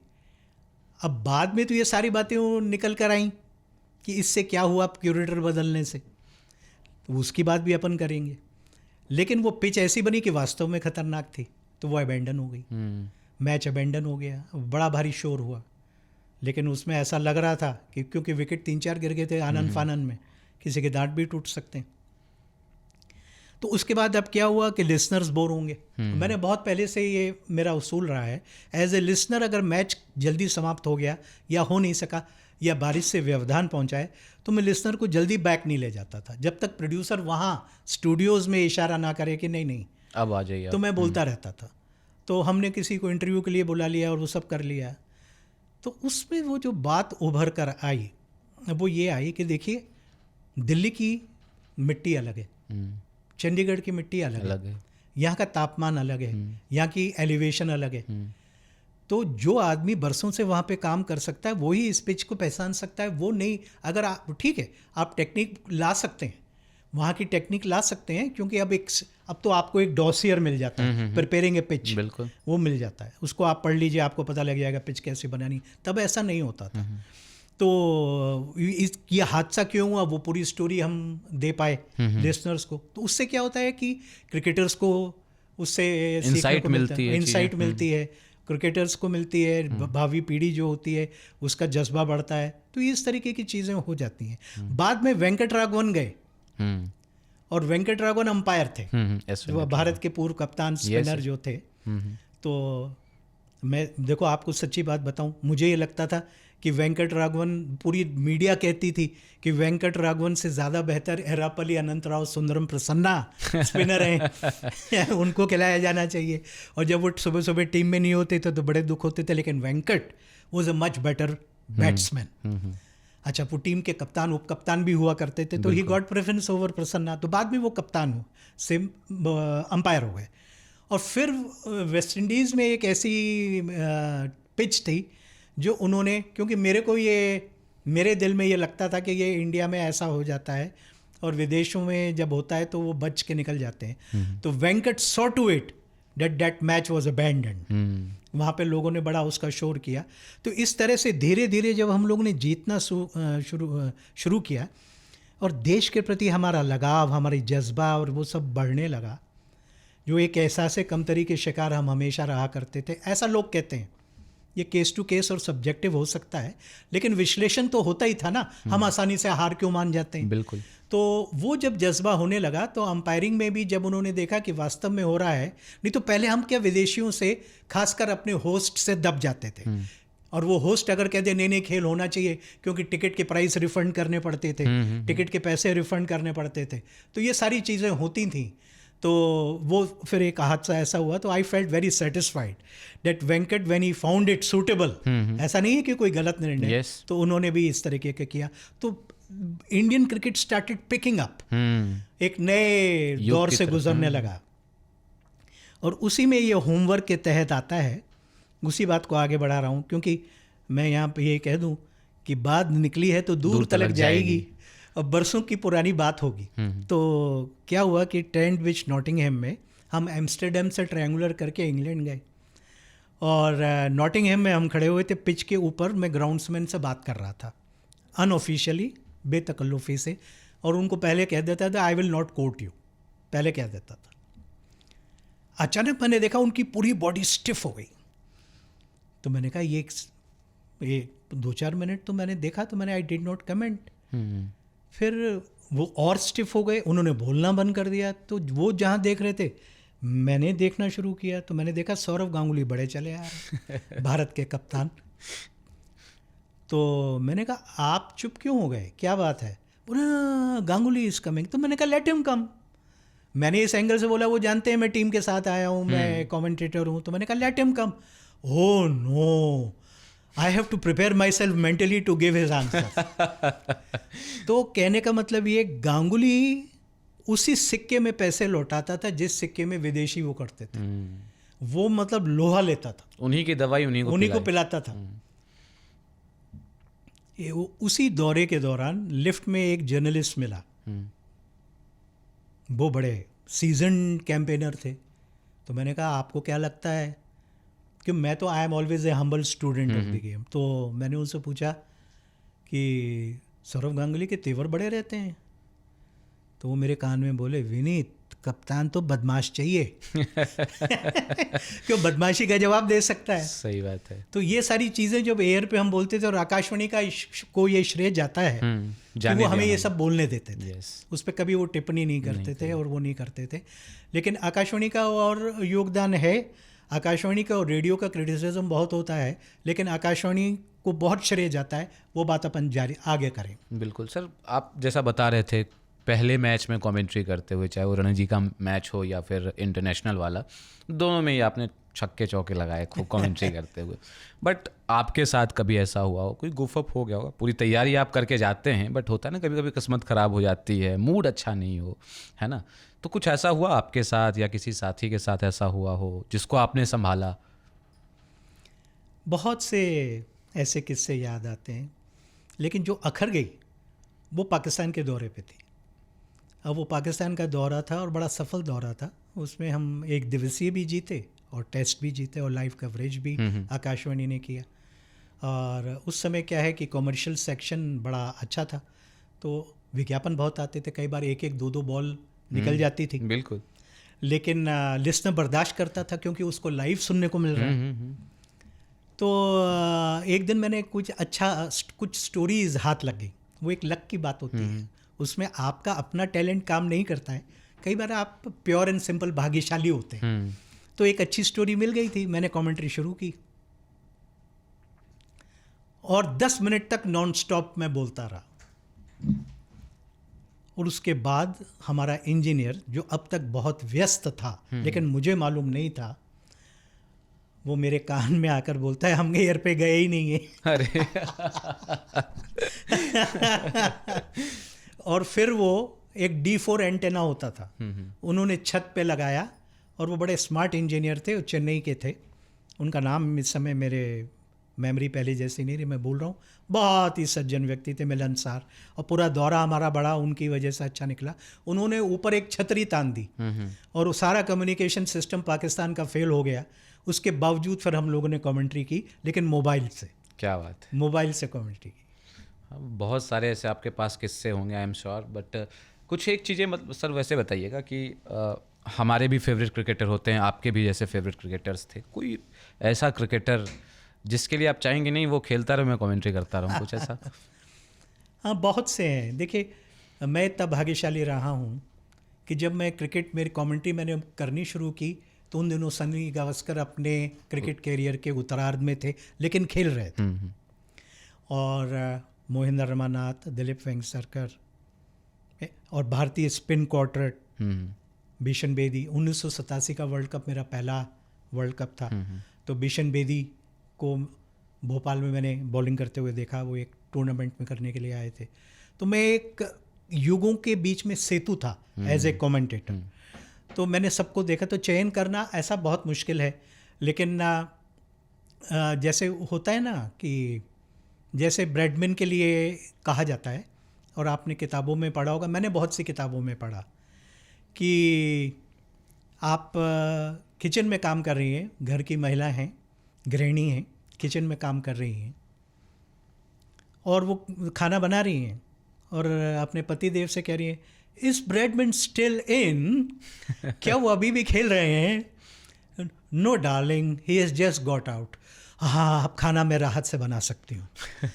तो इसी तरह से तेंदुलकर को खेलते देखना। देखिए, तेंदुलकर के पास एक गेंद पे 3 या 4 स्ट्रोक लगाने की क्षमता थी। वो उसको कहीं भी खेल सकते थे। और उनका हालांकि दिल में ये धुकड़ पुकड़ रहती थी कि जल्दी आउट ना हो जाए।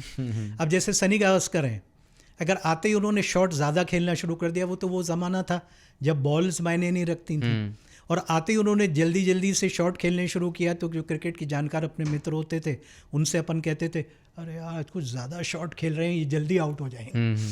तो गावस्कर उनमें से एक थे। जो आपके प्रिय खिलाड़ी होते हैं उनको आप खेलते हुए देखना चाहते हैं, तो सुनील गावस्कर हैं, गंडप्पा विश्वनाथ, उनका square cut, thumping square cut.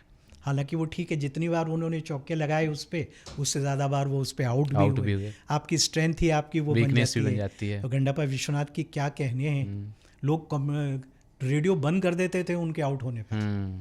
वो इतने मतलब उनका खेलने की शैली इतनी कलात्मक थी। He was a class apart.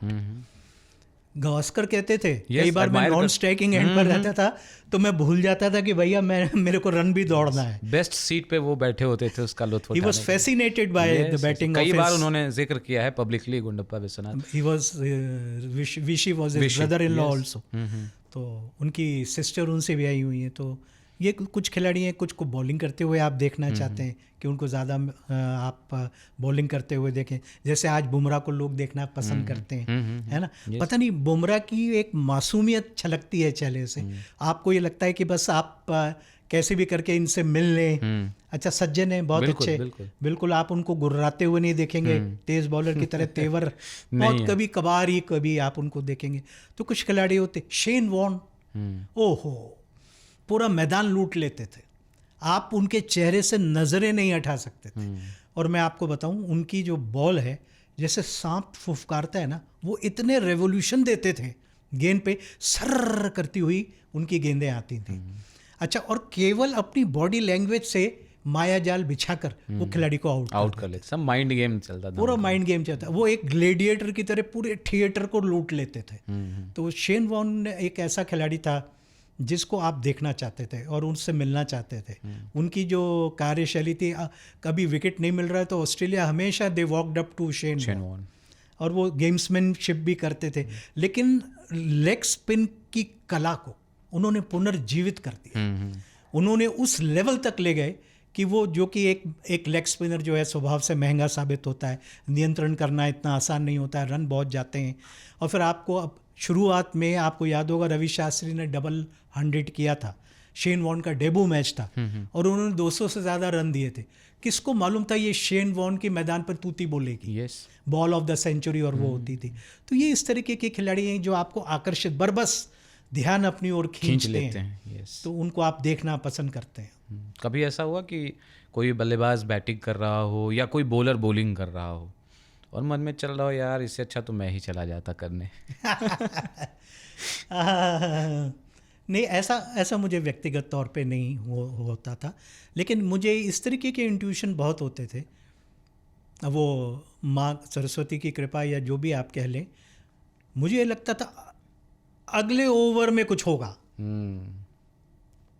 ये 3 गेंदें महत्वपूर्ण हैं, इसमें अगर विकेट मिल गया तो भारत को मिल गया, नहीं तो फिर लेदर हंट, फिर आपको बहुत करना पड़े, और अमूमन हो जाता था। तो ये क्या है कि आप जब क्रिकेट को देखते रहते हैं, समझने लगते हैं। अच्छा, मैं इसमें एक चीज़ बताता हूँ आपको, इससे मिलती जुलती बात है। 2011 के विश्व कप का फाइनल मैच था, लंका आई भारत वानखेड़े स्टेडियम में मैच खेलने के लिए। तो मैच की पूर्व संध्या पे तो जो था सो था, लेकिन मैच शुरू होने के 2 घंटे पहले, क्योंकि भीड़ होती है, प्रोड्यूसर चाहता है आप टाइम से जगह पे पहुंच जाएं, क्योंकि ये ब्रॉडकास्ट का काम है। बिल्कुल। तो मैं बड़े गौर से देख रहा था। अच्छा, नया वानखेड़े बड़ा खूबसूरत बना है, पहले तो इतना नहीं था, लेकिन वो CCI से मतभेद हो जाने के बाद ब्रेबॉर्न स्टे वानखेड़े बन गया था, तो उसको वर्ल्ड कप के समय नया बनाया गया। तो मैंने बहुत नज़दीक से श्रीलंकाई खिलाड़ियों के आसपास से गुजरते हुए देखा, तो मेरे हृदय में ये आवाज़ उठी कि लंका तो ये मैच नहीं जीतने वाली। बॉडी लैंग्वेज से वो इतने ज़्यादा डोमिनेटेड हो गए लग रहे थे भारतीय टीम से। तो वो शायद, मुझे लगता है कई बार क्रिकेट के खेल को मानसिक रूप से आप पहली बॉल से पहले ही हार जाते हैं। और वो मेरे को, मैंने इतने सारे शब्दों में, अच्छा वो एक ऐसा मैच था जिसमें टॉस 2 बार हुआ, आपको याद है? हाँ 2011 के विश्व कप में, और मैं लाइव एयर पे था। महिला जयवर्धने थे, संगाकारा कुमार संगाकारा थे शायद। अच्छा, और मैच रेफरी भी मेरे अभिन्न मित्र थे जेफ क्रो।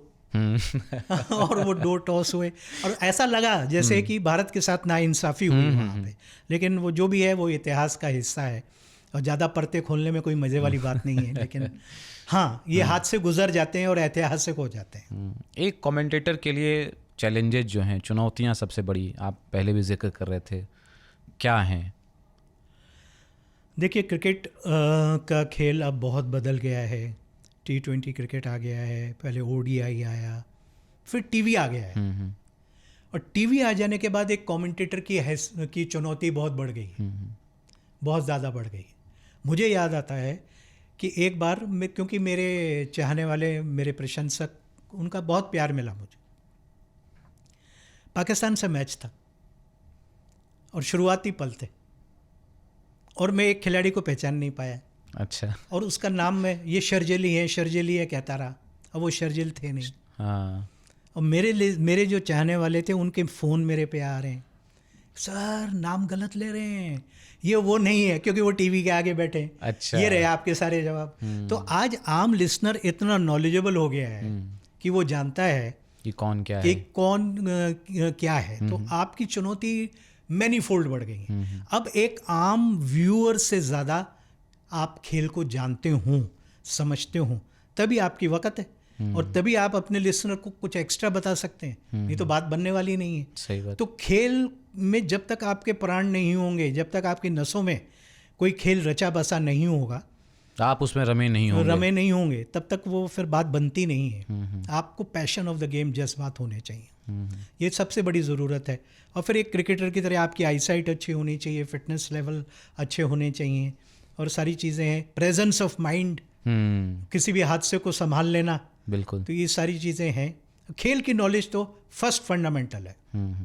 ये कभी आपके इतने सारे फैंस हैं सर, मतलब बेशुमार फैंस हैं, है ना। हमने पिछला पॉडकास्ट, जब पिछली बार संजय बनर्जी साहब आए थे, तो उनसे भी किया, उसमें भी कई लोगों ने आपका कमेंट किया, उन्होंने मांग की, हमारी मतलब मंशा तो थी ही आपको बुलाने की, तो एक उत्प्रेरक का उन्होंने काम किया, तो मैंने आपसे संपर्क भी किया था इसी बहाने।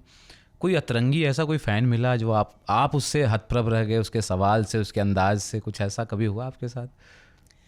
हाँ, वेस्ट इंडीज़ के दौरे पे हम जा रहे थे और अचानक फ़ोन की घंटी बजी। अब मुझे समझ में नहीं आया कैसे, कौन, क्या। इस समय रात के 11 साढ़े 11 बजे होंगे और अर्ली मॉर्निंग फ़्लाइट थी। तो घंटी बजी और वो बोली कि आप विनीत गर्ग सर बोल रहे हैं? मैंने कहा हाँ। अपरिचित सी आवाज़ थी, कोई महिला थी। तो बोलिए कि सर, मैं लेडी श्री राम कॉलेज में हिंदी साहित्य की प्रोफेसर हूँ, मेरा नाम प्रीति प्रजापति है, और मेरी ज़िंदगी की एक हसरत है, मैं 5 मिनट आपसे मिलना चाहती हूँ। और वो इसलिए कि ज़िंदगी में क्रिकेट नहीं, मैंने ज़िंदगी को जीना आपसे सीखा है। और वो बात मुझे बड़ी अटपटी सी लगी। मैंने कहा ये क्या बात है, ये इसका क्या कारण हो सकता है? तो मैंने कहा ये आप कैसे कहती हैं, हम तो 7 घंटे क्रिकेट की, और मैं तो क्रिकेट की ही ज़्यादा बात करता हूँ, तो मैं तो इधर उधर की ज़्यादा बातें भी नहीं करता हूँ। बोली सर 7 घंटे हम आपसे जुड़े हुए रहते हैं, उन 7 घंटों में आप जो एग्जाम्पल्स और वो जो यूज़ करते हैं उससे हमने ज़िंदगी जीना सीखी है।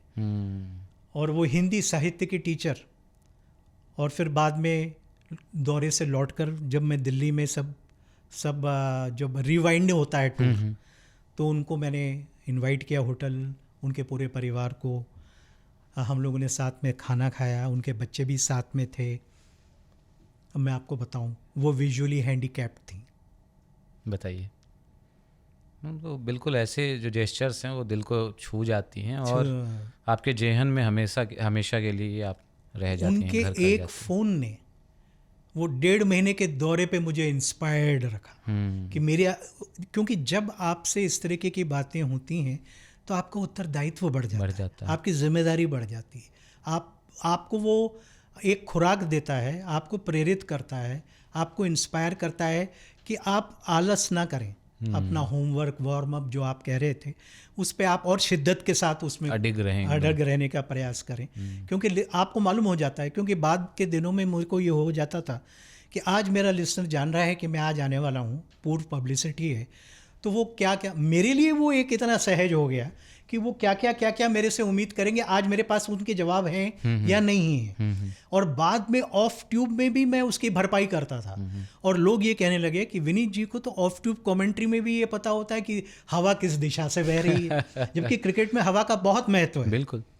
तो लेकिन मैं वो उसको करता था क्योंकि मैं अपने लिसनर को डिसअपॉइंट नहीं करना चाहता था। It's part of my commentary. तो ये सब होता रहता है।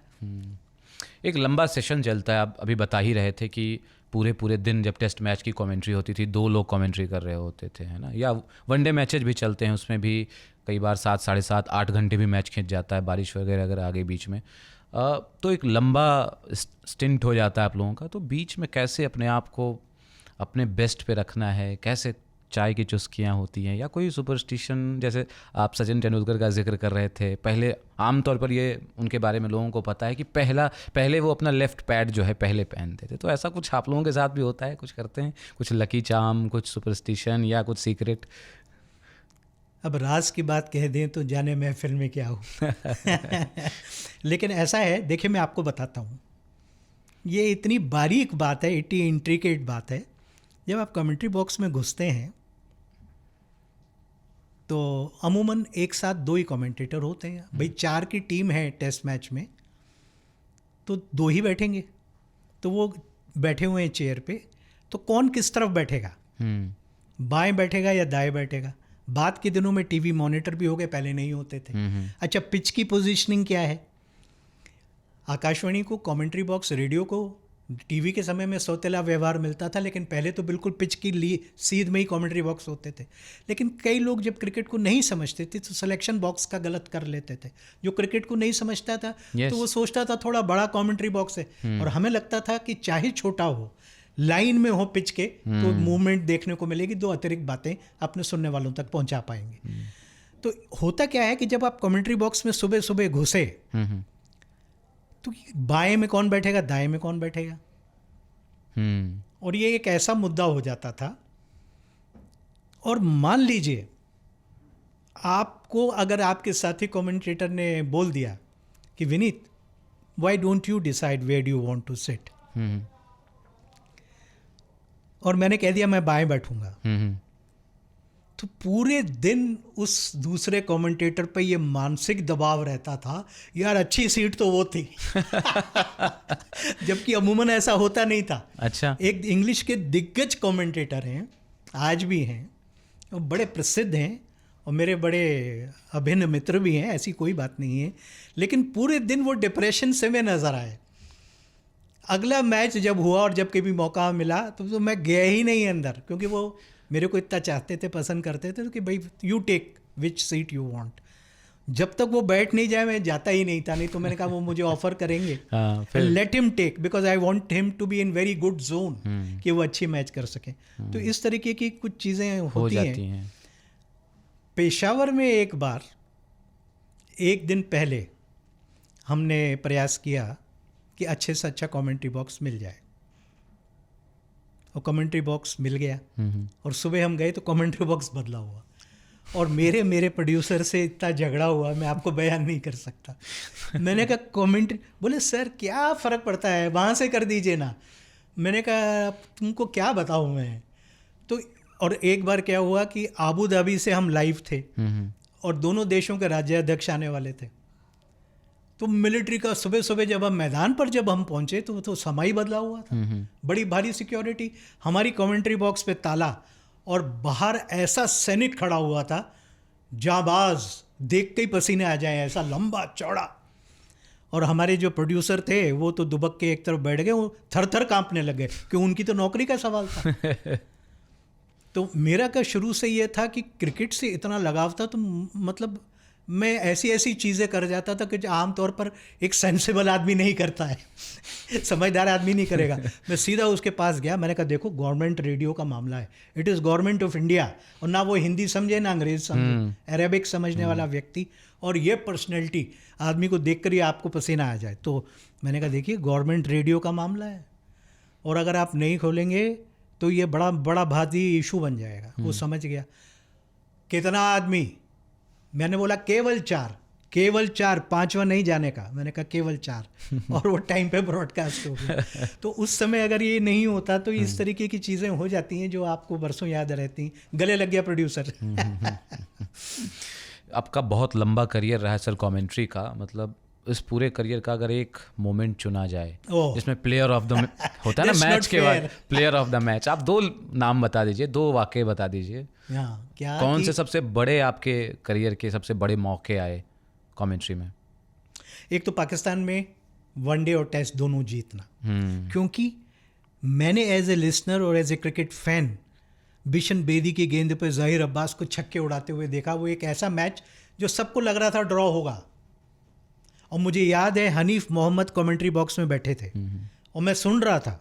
इंडिया में था वो, पाकिस्तान में मैच हो रहा था, और जैसे ही बिशन बेदी को गेंद थमाई कप्तान ने, हनीफ मोहम्मद कहते हैं लीजिए मैच ख़त्म हो गया। मैंने कहा कैसे, अभी तो इतना समय भी नहीं बचा हुआ है, और वास्तव में मैच ख़त्म हो गया। ज़हीर अब्बास, आसिफ इकबाल, मुश्ताक मोहम्मद, इस तरीके के खिलाड़ी थे, सादिक मोहम्मद, ये हम लोगों से, हमारे खिलाड़ियों से बहुत आगे और भारी पड़ते थे। किस लिए पड़ते थे? वो काउंटी क्रिकेट बहुत खेलते थे। हमारे यहाँ से केवल बिशन बेदी और फ़रूक इंजीनियर ही काउंटी क्रिकेट खेलते थे, तो उनको बड़ा तजुर्बा था। उस तजुर्बे का उन्होंने भरपूर फ़ायदा उठाया। बहुत भारी पड़ती थी पाकिस्तान टीम। तो भारत की वो जो गोल्डन स्पिन क्वार्टरेट थी, उसकी जब इस तरीके का हश्र उसका हुआ तो वो एक दिल में एक कसक रहती थी। और जब उस पाकिस्तान दौरे में हम वनडे भी जीते, टेस्ट भी जीते, मुल्तान पे वो ट्रिपल सेंचुरी बनी, और सेंचुरी बनने के बाद सहवाग का इंटरव्यू हॉटलाइन पे डायरेक्टर जनरल साहब आए, उन्होंने बोला कि जो भी हो सहवाग का इंटरव्यू मिलना चाहिए। और हम पूरा, वो बाद में रूल्स आ गए थे कि जिस ओर पेवेलियन है उससे अपोजिट एंड में मीडिया होनी चाहिए, नहीं तो मैच फिक्सिंग का और वो सब प्रिकॉशन थे। तो पूरा मैदान क्रॉस करके लाइव कमेंट्री के बीच में एक व्यक्ति कमेंट्री संभाल रहा है, और हम वॉक करके पूरी पेरीफरी से जा रहे हैं, और जाके फिर वीरेंद्र सहवाग को ड्रेसिंग रूम में इंटरव्यू कर रहे हैं। ये कुछ ऐसे यादगार लम्हे हैं। और ट्रिपल सेंचुरी वो का बनाना, पहला Indian cricketer, first Indian to score a triple century, वो बहुत यादगार लम्हे ये। और फिर 2011 में विश्व कप जीतना, and I am live on the air. Yes yes yes, वो क्लिप आपको कहीं ना कहीं मिल जाती है बिल्कुल। बस एक आखिरी सवाल है सर, विनीत गर्ग एक ऐसे शख्सियत हैं, इतने शानदार कमेंटेटर हैं, मतलब शब्दों में बयां करना मेरे लिए भी थोड़ा सा वो होगा। इसके अलावा, एक कमेंटेटर के अलावा आप क्या हैं? एक आध्यात्मिक इंसान हैं, एक ऐसे इंसान जिन्हें महफिलें जमाना न सिर्फ अपने शब्दों से बल्कि खानों से भी पसंद है, एक मैकेनिकल इंजीनियर भी हैं। क्या हैं विनीत गर्ग, अपने आप को कैसे देखते हैं? देखिए, सही मायने में तो देखा जाए तो मैं कुछ भी नहीं, कुछ भी नहीं। अध्यात्म का निचोड़, पूरे अध्यात्म का निचोड़ ये है कि आप करता नहीं हैं, you are not the doer. ये बात ज़बानी जमा खर्च से नहीं, हृदय से अगर आपको समझ में आ जाए तो आपने सब कुछ हासिल कर लिया। ऋग्वेद का एक कोटेशन है कि एक पेड़ की डाली पर 4 पक्षी बैठे हैं, 3 तो दाना खा रहे हैं और एक नहीं खा रहा है, वो केवल देख रहा है। वो 3 पक्षी तो जीव हैं, मनुष्य एक जीव हैं, प्राणी हैं, और जो नहीं खा रहा है पक्षी, वो परमात्मा है। तो परमात्मा भी साक्षी भाव में अवस्थित रहता है। तो आप कुछ भी नहीं हैं, ये अगर आप हृदय से रहेंगे तो आपको वो सारे आप में वो चीज़ें आ जाएंगी जो आप में एक होनी चाहिए, कि आप एक कमरे में घुसें तो लोग देखकर आपको खुश हों, आप भी उनको देखकर खुश हों, कि जोत से जोत जलाते चलो और प्रेम की नदियाँ बहाते चलो। तो आदमी कुछ भी नहीं है, लेकिन ये दिल मानता कहाँ है कमबख्त, बिल्कुल कुछ ना कुछ बनना ही तो बनना ही चाहता है। यस। इसी से एक सवाल आ गया मेरे मन में कि भाई एक अच्छा कमेंटेटर बनना हो तो उसके लिए क्या चाहिए? शब्द चाहिए, अच्छी ज़बान चाहिए, उच्चारण बढ़िया हो, क्रिकेट की का जो नॉलेज है वो बढ़िया हो, क्या अहर्ताएँ हैं इसके लिए? हाँ नहीं, देखिए ना क्या होता है, अगर कोई वेस्टर्न कंट्री का है, पश्चिम का है, तो वो भी अपने एरिया के डायलेक्ट से उसकी ज़बान प्रभावित होती है, लेकिन उसको हम कुछ कहते नहीं हैं, वो धक जाता है, क्योंकि क्रिकेट एक इंग्लिश गेम है और इसका लिटरेचर भी इंग्लिश में ही ज़्यादा है, हिंदी में होना चाहिए। अच्छे अच्छे कमेंटेटर्स भी स्टैटिस्टिक्स दे देते हैं और हिंदी किताब लिख देते हैं। क्रिकेट के बारे में जो लिखना चाहिए किसी ने लिखा नहीं है। क्या पता भविष्य में मैं लिखूं, अगर भगवान की कृपा हुई, सरस्वती की कृपा हुई तो। बहुत मेरे चाहने वाले, सुनने वाले, क्रिकेट समर्थक और ये सब बहुत चाहते हैं। तो भारत की समस्या, भारत में क्या है कि आप देखिए 15-15 किलोमीटर पे डायलेक्ट चेंज होता है। अगर आप बिहार से हैं तो बिहारी का लहजा आ जाता है। आ जाता है। बिल्कुल। तो लेकिन ब्रॉडकास्टिंग में आपकी बोली बहुत साफ सुथरी होनी चाहिए, आपके उच्चारण बिल्कुल स्पष्ट होने चाहिए। और जाते जाते मैं यहाँ ये कह दूँ कि आकाशवाणी का बहुत बड़ा योगदान है, एक भाषा की जो पवित्रता है, उसकी जो गरिमा है, उसको आकाशवाणी ने कभी टूटने नहीं दिया। कभी कभी हमको दिक्कत भी होती है कि हम वो छोटे शब्द, हल्के फुल्के शब्द इस्तेमाल नहीं कर सकते, लेकिन आज टीवी पे, OTT प्लेटफॉर्म्स पे जो भाषा इस्तेमाल हो रही है, उससे भावी पीढ़ी क्या सीखेगी, बड़ा दुख होता है। तो कहने का मतलब ये भाषा का पूरा कमांड, उस पर आपका नियंत्रण, भाषा अपने आप में बहुत महान होती है और हर भाषा में हर तरह की सुविधा है, आप उन शब्दों को ढूंढना पड़ेगा। आप अंग्रेजी का लिटरल ट्रांसलेशन कर देंगे तो हिंदी में हास्यास्पद हो जाएगा। अगर आप क्लासिकल स्ट्रोक को शास्त्रीय स्ट्रोक कह देंगे तो लोग आपको पसंद नहीं करेंगे, सुनने वाले को भी अटपटा लगेगा, आपका भी मजाक बनेगा। तो भाषा का ज्ञान, खेल की पूरी नॉलेज। देखिए क्रिकेट कमेंट्री में नहीं, किसी भी कमेंट्री आप कर रहे हैं तो उस खेल के 15-20 शब्द ऐसे होंगे जो कि एक वहाँ पे स्टैब्लिश्ड हैं, उनका इस्तेमाल कीजिए। अब आजकल लोग बोलते हैं कमेंट्री में छोटी गेंद, तो क्या गेंद का आकार छोटा हो गया? उसको शॉर्ट ऑफ लेंथ ही बोला जाना चाहिए, उसको छोटी गेंद नहीं बोला जाना चाहिए। तो ये कॉमन सेंस होनी चाहिए, कॉमन सेंस होनी चाहिए, एक जज्बा होना चाहिए। और क्रिकेट कमेंट्री हो या कोई भी कमेंट्री हो, जब तक आप उस खेल को पसंद नहीं करते हैं तब तक कमेंट्री को हाथ ना लगाएं, क्योंकि आप जब तक एंजॉय नहीं करेंगे लिसनर एंजॉय नहीं करेगा। तो एक जज्बा होना चाहिए और फिर कंपटीशन झेलने की क्षमता होनी चाहिए। जब तक क्षमता आप में नहीं होगी कमेंटेटर झेलने की, मायूस हो जाएंगे। आप ये देखिए क्रिकेट कमेंट्री ही नहीं, कोई भी कमेंट्री है, it is a game of confidence. एक छोटी सी घटना से अगर बाहर आप प्रभावित हो गए तो आपकी कमेंट्री उस दिन की बिगड़ जाएगी, कम से कम उस सेशन की तो बिगड़ जाएगी। आपके दिलो दिमाग में कुछ भी क्यों ना चल रहा हो, खासकर रेडियो कमेंट्री में, तो आप जो बोल रहे हैं वही लिसनर तक पहुंच रहा है। कई बार क्या होता है कि आपने कोई चीज़ ऐसी बोल दी मैदान पर जो नहीं हो रही है या गलत हो रही है, उसका बैकड्रॉप आपके दिमाग में, आपके आगे की कमेंट्री बिगड़ जाएगी। कॉन्फिडेंस पे चले, स्पष्ट क्षमा मांग ले, सॉरी बोले, लेकिन अपनी कमेंट्री ना बिगाड़े। तो कॉन्फिडेंस बहुत ज़रूरी है, आपका आत्मविश्वास होना बहुत ज़रूरी है। ये कुछ 4 चीज़ें हैं। फिर लक भी होना चाहिए, कोई गॉडफादर भी चाहिए लेकिन इन चीज़ों को तो आप कंट्रोल नहीं कर सकते। लेकिन अगर आप मेहनत करेंगे और मेरिट है, तो तेंदुलकर को किसने रोक लिया? मुझे बताइए। किसी ने नहीं। सही बात है। बहुत मज़ा आया सर आपके साथ बातचीत करने में, और इसे तो हम यूं ही चलाते रह सकते हैं। बहुत लंबा आपका अनुभव है, आपके पास किस्सों का, अनुभवों का एक पूरा पिटारा है, खजाना है। और आगे कभी मौका मिला तो ज़रूर हम लोग फिर से दोबारा बात करेंगे। किस्से क्रिकेट के जो हैं, कमेंट्री के हैं, उनको फिर से आपसे सुनेंगे। बहुत बहुत शुक्रिया आपका समय देने के लिए। हम सौभाग्यशाली हैं जो आपकी कमेंट्री सुनते हुए बड़े हुए और आज आपके साथ पॉडकास्ट करने का भी मौका मिला। और हमारे लिसनर्स से ये अनुरोध है कि आप लोग वीडियो को लाइक करेंगे। मुझे पता है कहने की ज़रूरत नहीं है, क्योंकि आप लोग मांग भी रहे थे, लगातार आप लोग कह रहे थे कि विनीत गर्ग सर को बुलाया जाए, तो हमने बुलाया है। तो अब आपकी ये जिम्मेदारी बनती है कि आप लोग इसे अधिक से अधिक लोगों तक पहुंचाएं भी, अपने यार दोस्तों को, अपने चाहने वालों को, जिनको रेडियो के ज़माने की कमेंट्री बहुत पसंद आती है, उन्हें शेयर करें, लिंक को शेयर करें। और कमेंट बॉक्स में कुछ छूट गया हो हमसे, अगर कुछ रह गया हो तो वहाँ अपने सवाल भी डाल दें, ताकि अगली बार हम कभी ऐसा सुयोग बन पाया कि हम मिल पाए, साथ में बैठ पाए, तो आगे उन बिंदुओं पर चर्चा की जाएगी। बाकी अपना बहुत ख्याल रखिए। आज तक रेडियो हमारा जो चैनल है उसको अगर सब्सक्राइब नहीं किया तो प्लीज़ सब्सक्राइब भी ज़रूर कर लीजिए। नमस्कार।